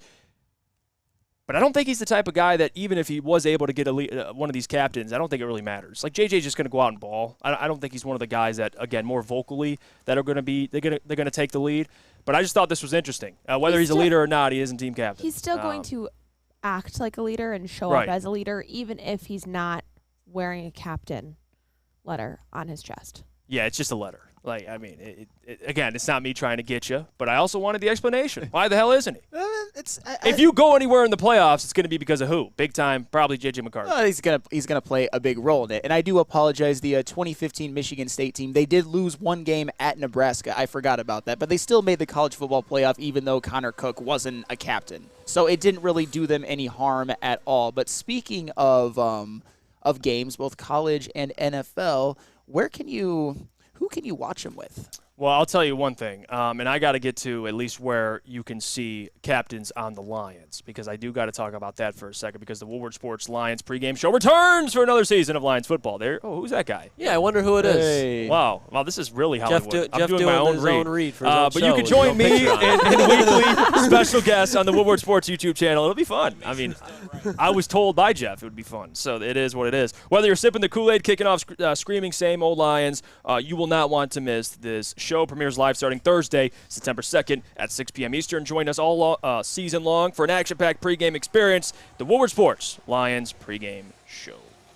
I hate doing that because it's funny as hell, because it's me doing it, and I'm talking about myself. But you're going to want to be there. It's going to be a lot of fun. You see the commercial that Ryan cooked up. We already got people signed on the home games. We'll be out at Eastern Market, so you're going to want to come hang with us, man. I can't wait. We'll have, at the away games, we'll be at the studio. The home games will be at Eastern Market. So if you're not at the games, come to Eastern Market. Come hang out with us. It'll be a lot of fun.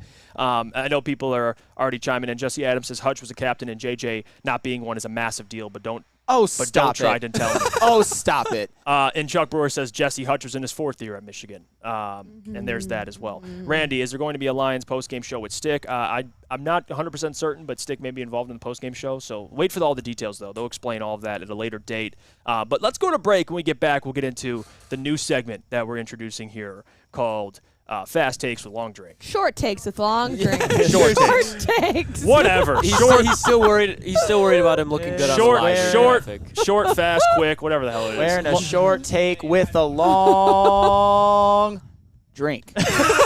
There you go. Let's get to it. But before we do that, I got to hear about our friends over at Big Boy. Oh, Big Boy. And, I'm feeling strawberries right now. And Strawberry Fest is back at Big Boy. Try classic breakfast items like some strawberry hotcakes or mouth-watering red velvet waffle. If you're not feeling breakfast, try the strawberry bacon chicken wrap or cool off with a refreshing summer splash salad. And don't forget to grab dessert, including their berry delicious classic strawberry pie, deep-fried vanilla Oreos, or strawberry hot fudge cake, and more at Big Boy.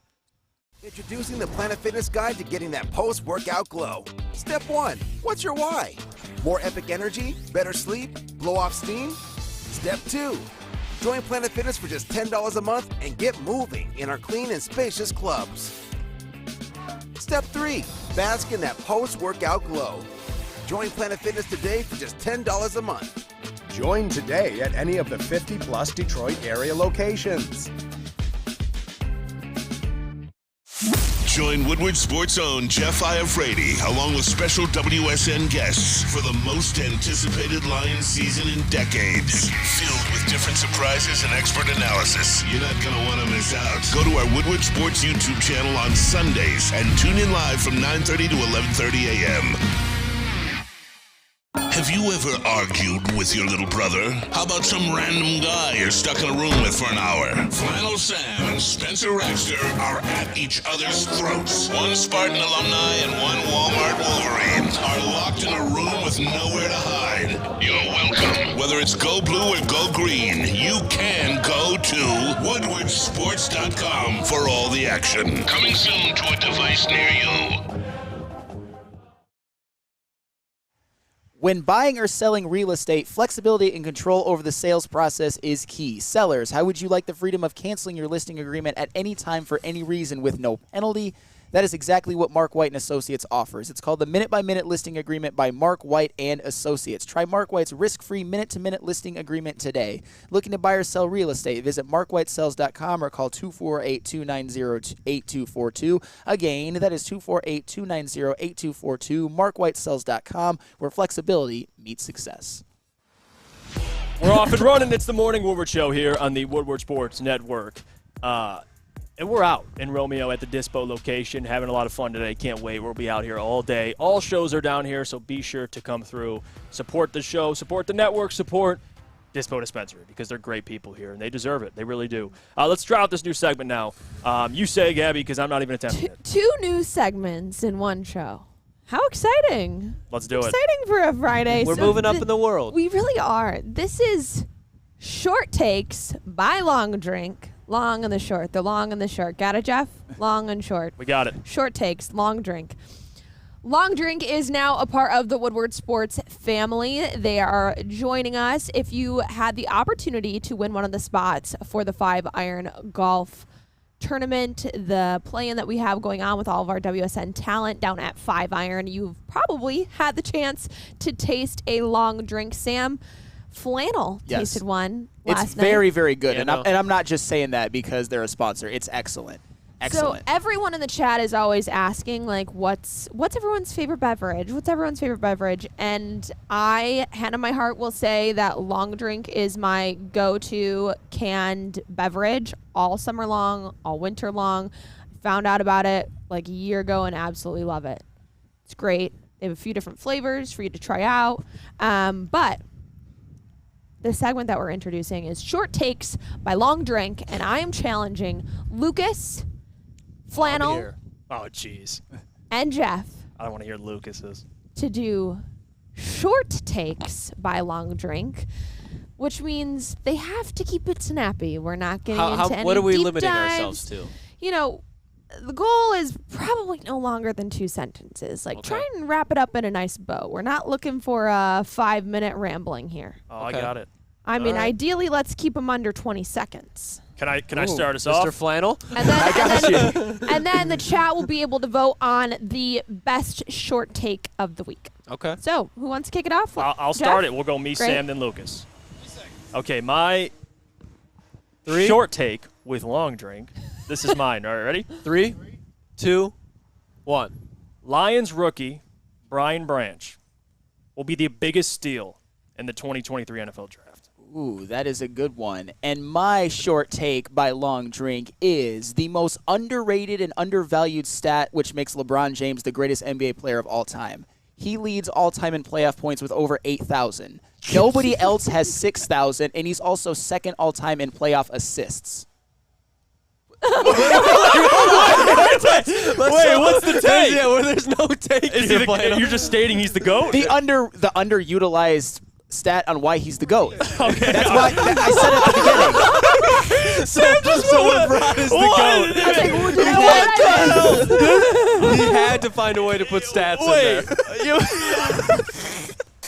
He's like, I can't finish the sentence. There's got to be stats. Dude, even me, who listen, I'll defend LeBron. That took me off guard. So credit to you. So that's the take. That's the underutilized stat. Okay. Okay. Are you ready for mine? He's the GOAT. All right, yeah, go on. Washington Commanders quarterback Sam Howell will lead the NFC East in passing yards in 2023. Now we're talking, Lucas. There we go. Sam Howell? Sam Howell. Wow. I think they're going to be trailing a lot more games than Jalen Hurts and the Eagles and Dak Prescott and the Cowboys, and I think he has the best wide receiver room besides the Eagles. Wow. Sam Howell. Sam hey, Howell. You know Riverboat Ron is speaking a lot about Sam I don't care. It's all about Eric Ron. Bieniemy. That offense looks good. Yeah, no, it does. So we got Brian Branch will be the biggest steal in the 2023 NFL Draft. That's my statement. Sam Flannel, repeat what you said. All right. The most undervalued stat about LeBron, which makes him the GOAT. LeBron James has over 8,000 career playoff points, most all time. No other player even has 6,000, while LeBron James is also second all time in playoff assists. And then we got Lucas Klotz saying Sam Howell will lead the NFC East in passing yards. Yep. So cook that up in a poll for me, Lucas. Okay. And then we're going to vote on a poll. And I know people can vote on whichever one they're going to ride with. Interesting takes. I don't know. That Sam Howell one. Oh, my God. If he has the most passing yards in the NFC East. I'm not saying he's going to be the best quarterback. No. I get what it's just the take you're throwing out there. You know, if it happens, it happens. But he's got the situation. I mean, he's got some weapons, but maybe not as much as Jalen Hurts and Dak I'm going to have Prescott. to agree with yours, Jeff, because I did record mine for social media yesterday, and I had the same exact short take as you this week. Wow. Yeah, you got to think a guy who's drafted in the second round, arguably, really, not even arguably, he was one of the 14 players Brad listed as a first-round talent. He fell to the second round. I think he'll be the biggest steal. And that's factoring in draft position. Like, yeah, I think, you talk about who they drafted at first, Jameer, Jack, they'll be great, but steal of the draft, it's going to be Brian Branch. Just how it works. I mean, I don't hate that one at all. You know how high I am on Brian Branch. And speaking of watching college and NFL games, who can you watch them with this football season? You know what? I'll let you know, Flannel Sam, because if you're anything like us, you know that there's nothing better to do on a fall weekend than lock into hours of football. Well, now Woodward Sports can top that. Sit back, crack open a cold one, line up your bets, and tune in to watch college football every Saturday and Lions football every Sunday with your favorite Woodward Sports personalities. Woodward Sports Live Game Watch Party is the latest show to hit the WSN YouTube channel, premiering on September 2nd at 12 p.m. to watch the Michigan versus ECU game, then the State versus CMU game, then tune in for the Lions' first game of the season at Arrowhead on September 7th. Watch all season long on the WSN YouTube channel. And I see this one, Funky says, I'm going to go with Jeff, even though I think Hooker could be the steal of the draft. I'm going to be honest, real talk, I almost said Hooker. Like, that was the other, Hendon Hooker was going to be the steal. But that one's going to take so long to play out. That's why I didn't say it, because I have more data with Brian. Like, I've seen it. I know more he's statistical a stud. proof. Yeah, well, I mean, he's playing the preseason, but also in just training camp, I've seen a lot more of Brian, so I'm going to go out on a limb there. But he was taken to the third round, so Funky, I don't think that's crazy. You could say steal of the draft going into this season. if you wanted to get a little bit more specific, because you're going to see that return this season. But Hendon, I think there's a chance there. If he really hits his upside, you could look back and say, even though Bryce, I think, is going to be a good player, though. But steal the draft, Hendon in the 3rd round could easily be a steal. But, hey, guys, I'm not trying to flaunt here, but 85% chose me here. So maybe because I chose a Lions player. I think that's probably why. Yeah. But also, Brian Branch is that dude. I think there's that part of it. I think the fact that you chose a Lions player had something to do with it. And you know what I also think? You got to know your audience. You know what I also think had a lot to do with it? The fact that mine involved LeBron James, which you knew what you were getting into. And Lucas's involved Sam Howell. I mean, to be fair, I think we all knew our takes weren't going to be popular. Is that fair, Lucas? Look, hey, I'm just the voice of the people. I don't need to be popular. I just need to be right. Hey, and that's what I will be with Sam Howell in the NFC East and passing. What if you're not popular or right? What if that happens? I'll just be on my own island, just knowing ball all by myself. I guess nobody else wants to know ball. Just saying Tariq Woolen's better than Sauce. You know, you can say this year he had a better rookie season. Yes. Okay, Tariq Woolen had a better rookie season. All right. But hey, listen, I'm just trying to be the voice of the people. I'm not Neil Rule. He does that every single day on his show. But hey, I'm speaking for the people when I say Brian Branch is going to be a dog. And we know it. 100%. But steal the draft, I really do believe that. I'll tell you what, we'll go to break. We'll get to what's trending with Lucas. And we'll get to mailbag, so get your questions ready. But I got to hear about our friends over at Swiss Insurance, Sam Flannel. Absolutely. And are you planning or sponsoring a golf outing this year? Ask Swiss Insurance about hole-in-one, putting contest, and $1 million shootout coverage. For a very affordable amount, you could give away a huge prize like $10,000 or a new car. Help build your business with big ideas. Check out Swiss today at swissins.com or call Mark at 248-800-4177. Again, that is 248-800-4177, Swiss Insurance. Introducing the Planet Fitness Guide to getting that post-workout glow. Step 1. What's your why? More epic energy? Better sleep? Blow off steam? Step 2. Join Planet Fitness for just $10 a month and get moving in our clean and spacious clubs. Step 3. Bask in that post-workout glow. Join Planet Fitness today for just $10 a month. Join today at any of the 50-plus Detroit area locations. Now, coming to Woodward Sports, Woodward and Main Street, the Woodward Sports Network Detroit Lions Show. Let's go! Catch Gabrielle D. Phillips, Matt Broder, and Terry Foster for all the latest news on your Detroit Lions every week. Only on the Woodward Sports Network YouTube channel and woodwardsports.com. Welcome back. It's the Morning Woodward Show here at woodwardsports.com. If you're watching on the YouTube channel, like and subscribe. If you're listening via podcast, download this episode and leave a 5-star review. And if you haven't yet, go follow us on all social media. There you go. Social media. Then tune back in at 11 a.m. for Big D Energy, 2 p.m. for Ermanni and Edwards with Maz, and 5 p.m. for the Woodward Heavyweights. But it is 9:40, which means it's time for Lucas is what's trending. Oh, yeah. What do you got for us, Lucas? All righty. So Von Miller, he went, I believe it was part of my take that he went on, but he kind of sat down. He talked about the Super Bowl that he was in with the Denver Broncos, and specifically when he played against the Carolina Panthers. And this is what he had to say.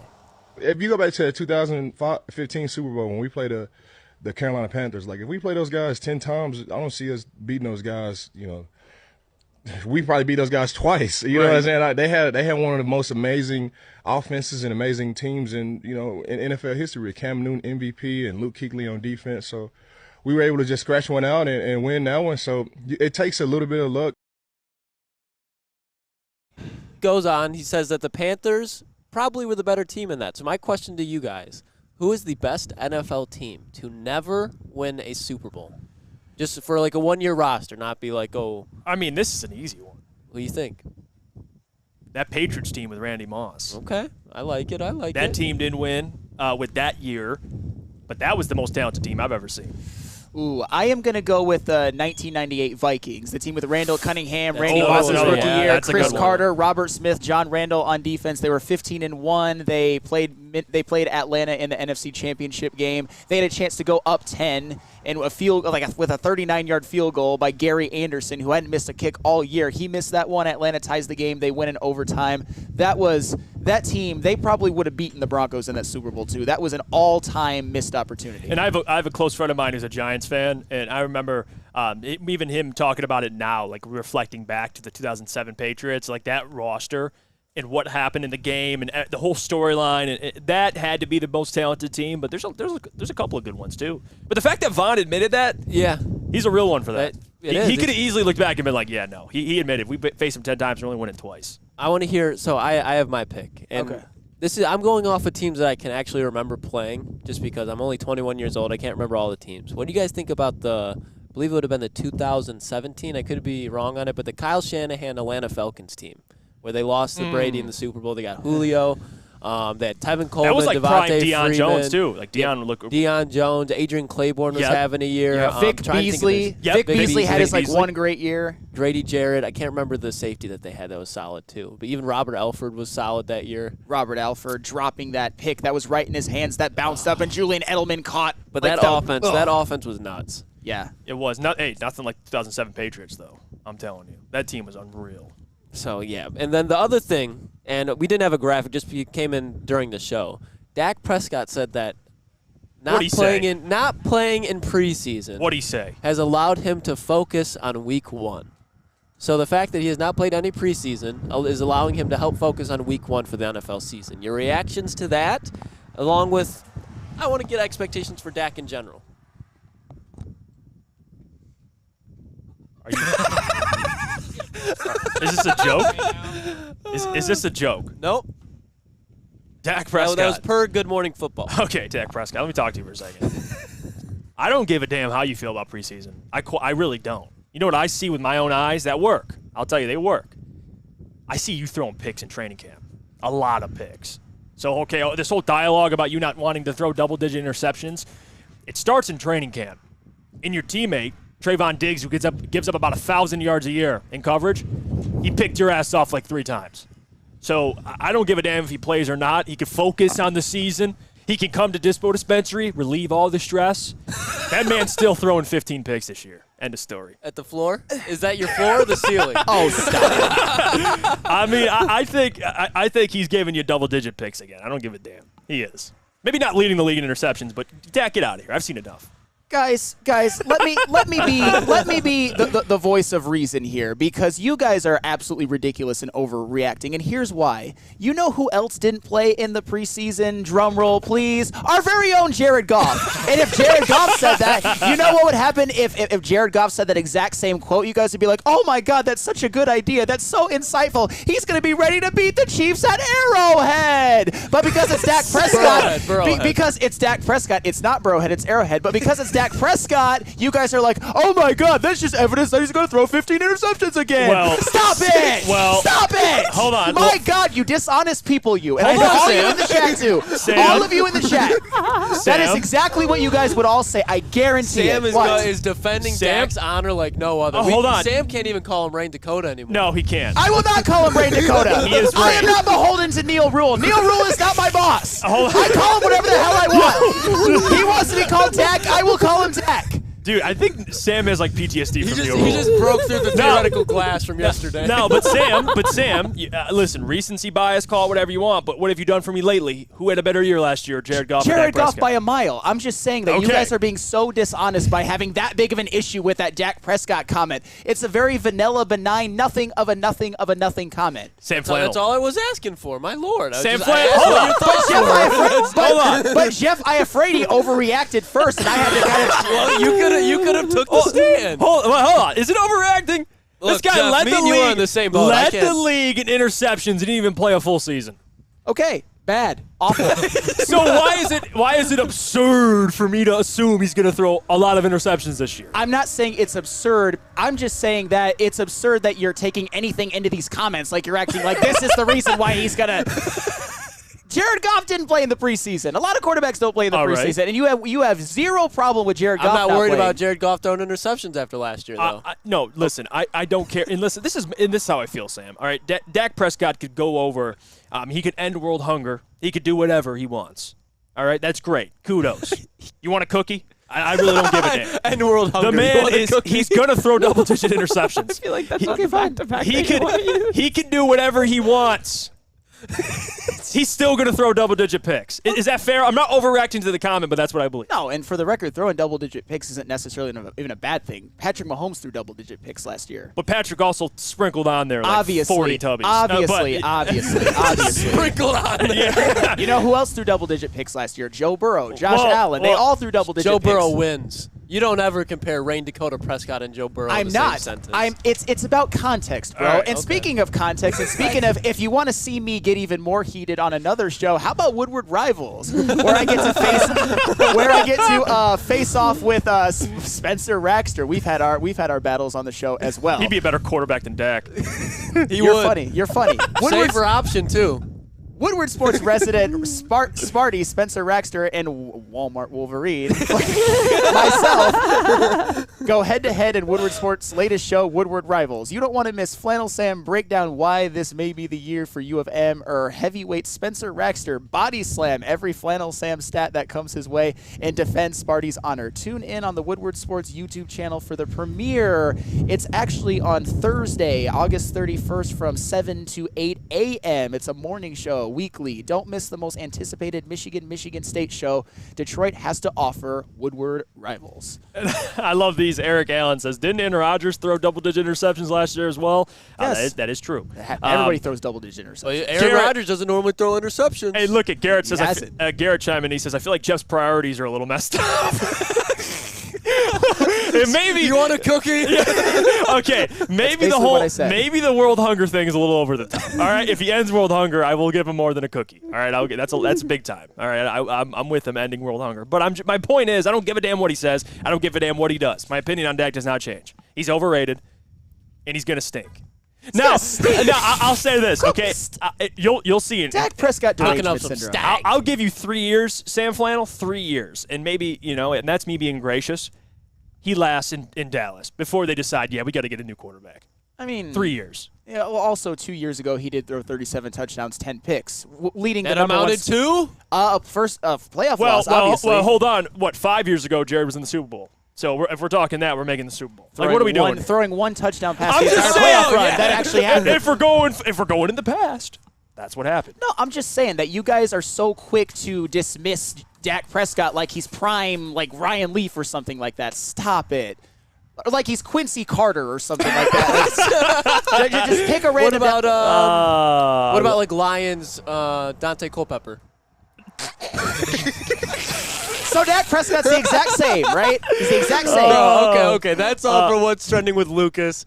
We'll get back to you guys and we'll get into some mailbag. Let's do it. Let's get into some mailbag. I think we triggered Sam Flannel enough. I'm fine. But speaking of Sam Flannel maybe being triggered, you can take out some of that steam. You go to Planet Fitness. Well, I don't actually have to do that one this time, or do I? I'm gonna take this one over for Sam Flannel because he has enough pent up aggression over there. I don't know how he's gonna get it out, but I'll suggest Planet Fitness because Planet Fitness is the play. Wow, Planet. It's the Joan. I riled up from that.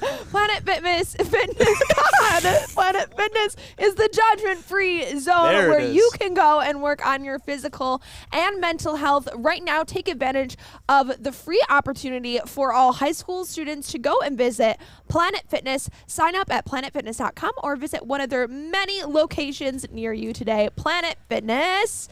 Or your fitness. I got a jacket on today. Y'all get nothing. Fitness is essential. By now you know me, Christina Schnari, as the obvious choice in real estate. And you know my website, soldchristina.com, as your #1 resource for buying or selling your home. Myself, along with my amazing staff, pride ourselves on making your home buying and selling experience a relaxing and easy one. Come see why we are the obvious choice. Christina Gennari at soldchristina.com, the obvious choice in real estate.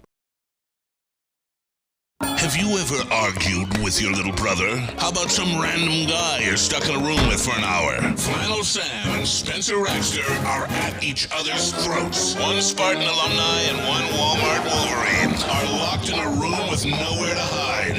You're welcome. Whether it's go blue or go green, you can go to woodwardsports.com for all the action. Coming soon to a device near you. In the Great Lakes regions with locations in Metro Detroit and Greater Lansing. For more information, visit them at OutdoorEquipCo.com. Outdoor Equipment Company, your power equipment playground. I had to add, with Darren doesn't get you fired up to get yourself some outdoor equipment. A weed whipper? I don't get know. Get a weed whipper. Like, I'm ready to do yard work. I think that's Darren McCarty calling it a weed whipper, I think, is up there. Because when he said that, it made me laugh. I love Darren McCarty. But let's get in the mailbag here. Questions are already coming in. Let's see here. We'll start it off with the first one. And Trippy Gypsy says, mailbag, odds of Flannel dying of a heart attack on air one day. 0.0. He works out at Planet Fitness. He stays in good shape. Well, hold on. Physical health. Dat Boy Roy says, mailbag JB, how do you feel when you found out about Bray Wyatt? Yeah, give the mic to JB. Let the man speak. How do you feel, JB? It's unfortunate. It's very unfortunate. That's definitely a sad, shocking moment yesterday. First, Terry Funk the day before, and then, of course, Wyndham Rotunda is his real name, but Bray Wyatt, we all know him as Bray Wyatt. Very, very sad moment. He's leaving behind 2 kids, a wife, and WWE is doing all they can right now, especially they postponed all things SmackDown related, and all the proceeds from all the sales of the merchandise are going directly towards his family right now. So it's very sad to see. And they said it was a heart attack, but I'm not 100% sure that was exactly what happened. That's but terrible. Still a sad moment. Yeah, even for people that aren't WWE fans or fans of wrestling in general, it's terrible news. Heard about that yesterday. And again, Braylon spoke about it on E&E. It's very upsetting. Let's see, Jesse Adams. Jeff, do you think Sam would pull a Dak and get beat up in his swimsuit in Florida? Is that what happened? Wait, has Dak gotten his ass beat in a swimsuit in Florida? If so, I hope so. I'm no finding the idea. video. I'm finding the video. Lucas is actively searching the internet right now. Okay, yeah, I need that footage, Yeah, Lucas. I trust you. Noah M., you can guarantee health of the two of these guys for the season. Who are you choosing? Ragnow, Amon-Ra, Hutchinson, CJ, or Gibbs? Health for 2 guys. We only get 2 of them? Yes. Read them again. Ragnow, Amon-Ra, Aiden, CJ, Gibbs. Oh, and before it says about the Dak Prescott situation. I'll try to find a video if there's with it, but it says Mississippi State star quarterback Dak Prescott and some of his teammates were jumped while attending a concert on their spring break in Panama City, Florida. So yeah, Dak got jumped. Oh, so now homeboy's laughing at an assault. Real mature of you guys. How are you a Division I quarterback at the size of Dak Prescott? Wait, hold on. By Did the Sam way? just hit you with the homeboy? We called me homeboy? He goes, homeboy got all right, let's answer this one, though. 2 guys you can guarantee health for. Again, Ragnow, Amon-Ra, Aiden, CJ, Gibbs. I would say 2 for me. Frank Ragnow's got to be 1 because if he's healthy, he's the heartbeat of this offensive line. So there's one of mine. The other one I would use, man, that's tough. I would say Aiden over Amon-Ra, I guess. After our conversation But then today. I want Amon-Ra, but I don't want Aiden going down. He's like arguably your best defensive player. So I'll go. There's no good answer. We're not Frank and Aiden, I'll say. We're not wishing injury upon anyone. No, I don't want anyone to get injured. I mean, to me, it's obviously Aiden Hutchinson and Amon-Ra St. Brown. After the discussion we had earlier about Amon-Ra St. Brown, if he goes down, the Lions are screwed. I think even if Frank Ragnow were to go down, maybe Graham Glasgow could get some spot starts at center. When it comes to Amon-Ra St. Brown and Aiden Hutchinson, I look at them 2 plus Penei Sewell as the 3 best and most valuable players on the team. 9 drinks, mailbag. Does Lucas want to bring the dog pound into the Lion's Den? Meaning what? I don't know what that means. If he's means. talking about the Cleveland Browns, absolutely not. Yeah. But There you go. we'll bring that in the Lions Den for sure. Benji. My guy, Benji, man. I love when he makes appearances. He says, mailbag outside of the show. How's life been going for you all? Life's been great. Just grinding. We got a big season coming up for Lions football. I'll be busy. We'll all be busy on weekends, working, putting in that work, just trying to grow the company, grow ourselves. Oh, So yeah. busy. I've been good. Family's good. Life's good. And again, we're here out at Dispo, so you can't really ask for anything more. Sam Flannel. Christmas out here today, baby. It's Christmas. No, that is fantastic to hear, Jeff. As a friend, I'm happy to hear that. Lucas, how you been? Good. Out of Toledo, baby. Oh, and that's success in my eyes. And living with easy. Oh yeah. Love it. No, I do like living with easy. Dude, it is nice. If I were your age and in a different life situation, I probably would have did something similar. Yeah, because you know what I mean? I went to college for a year. I didn't really have a college experience, quote unquote, so living with easy kind of he helped me out. He's like a big brother.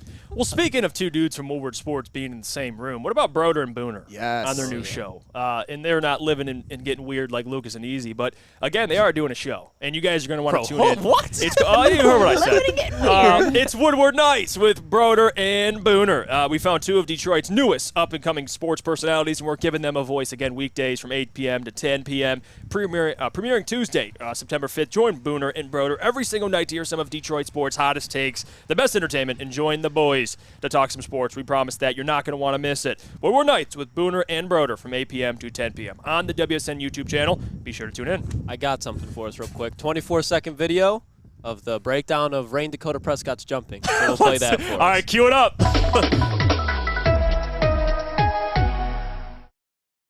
Just in tonight, Mississippi State quarterback Dak Prescott attacked on spring break. MaroonandWhiteNation.com reports someone beat up Prescott and another player at a concert in Panama City, Florida. These are pictures. It's reported that Tennessee fans attacked Prescott. We'll continue to follow this story. Spring training for Mississippi State is set to start next week. Look like after Hutch this year, baby. And I just want to make sure I say this Dak because attack. I'm not getting canceled. Unfortunate for Dak. My thoughts and prayers go to you at the time. This all right? is so long ago. So I just want to say that, but he's fine. That's random as hell. I mean, can we at least agree that this happened? This happened at Mississippi State. And if you would have told all of us that at that time, as a Mississippi State quarterback, he would have been a 4th-round draft pick and a multiple-season starter for the Dallas Cowboys, that would be a rousing success. I'm not a Dak fanboy or anything like that, but when you guys just try to bring nonsense to the show, I got to shoot it down. That's all. The 37 touchdown statement, you bring that up a lot, Flannel. That was a hell of a season, and they were the #1 scoring offense in the NFL. But, Dak Prescott's the worst quarterback ever. You said that, not I. I can't believe they used the title Dak Attack. Look at this. Local news station. Matt Johnson, been living here in Tampa Bay area for a minute. Original Flint-born. Love your content. Appreciate it, Matt. But maybe Shout ease out. up on flannel, he said. Oh, Look at flannel. There you go. Matt Some Johnson. flannel love, baby. You're a real one, Matt Johnson. And he ended it by saying, bite some kneecaps. So appreciate that. Oh, yeah. Real one. Yeah, that's all you got to say. Again, here, let's see if we can get some more questions there. Jack says Dak is fine. Jay Cruzen says Dak almost got whacked. Benji says that's why he has that scar over his eye. Is that true? He still has that scar? Probably. Man, he got his wounds. That's super random. I didn't know Dak got jumped. I My didn't know that was question a is, thing. how are you a D1 athlete around other D1 athletes and you get jumped? You never know who the people are that Yeah, attack. Maybe it feels like a mob. They but might have had weapons, you know. You don't know. They did? Oh, yeah, Brady's shaking his head at me. I thought he was saying they did have weapons. They're not doing that to Klotzy. That's all I know. Okay, yeah. Well, Pulling out the gat. Toledo native. Toledo native, Lucas Klotz. Yeah, he's seen it all over there. All right, let's see. One more question before we get out of here. Let's see if I can find one here. Jay Cruz and Mailbag, what time do the Lions play today? 8:30, I think. No? Yeah, Is it 7:30? Let me check. I know it's 8 o'clock. Yeah, 8 o'clock. They kick off there in Carolina against the Panthers. So again, stay tuned for that. We appreciate every single one of you for taking the time to tune into the Morning Woodward Show. We appreciate it more than you know. I will continue to say it. I think our audience is the best audience on the network. Although a lot of you watch the other shows, I still claim you. So it is what it is. Appreciate you guys. Don't forget, hit the like button before you leave. Subscribe. We're only 100 subscribers away from 47 freaking thousand subscribers. Wow. I mean, let's put it up for it. I mean, You've been grinding, boys. That's and big time. Gabby, it's like the 5th time I've said that today. Let's hit 47. Have a great weekend, everybody. And Monday we'll be back with another great week slate of shows. But until then, Jeff Iafrate, Sam Flannel, Lucas Klotz, JB, Gabrielle D. Phillips. Great weekend. We got Brady Wood, we got Michael Gentry, and we got Brandon Dent out here as well, a.k.a. Kool-Aid. Check them all out. We'll see you guys.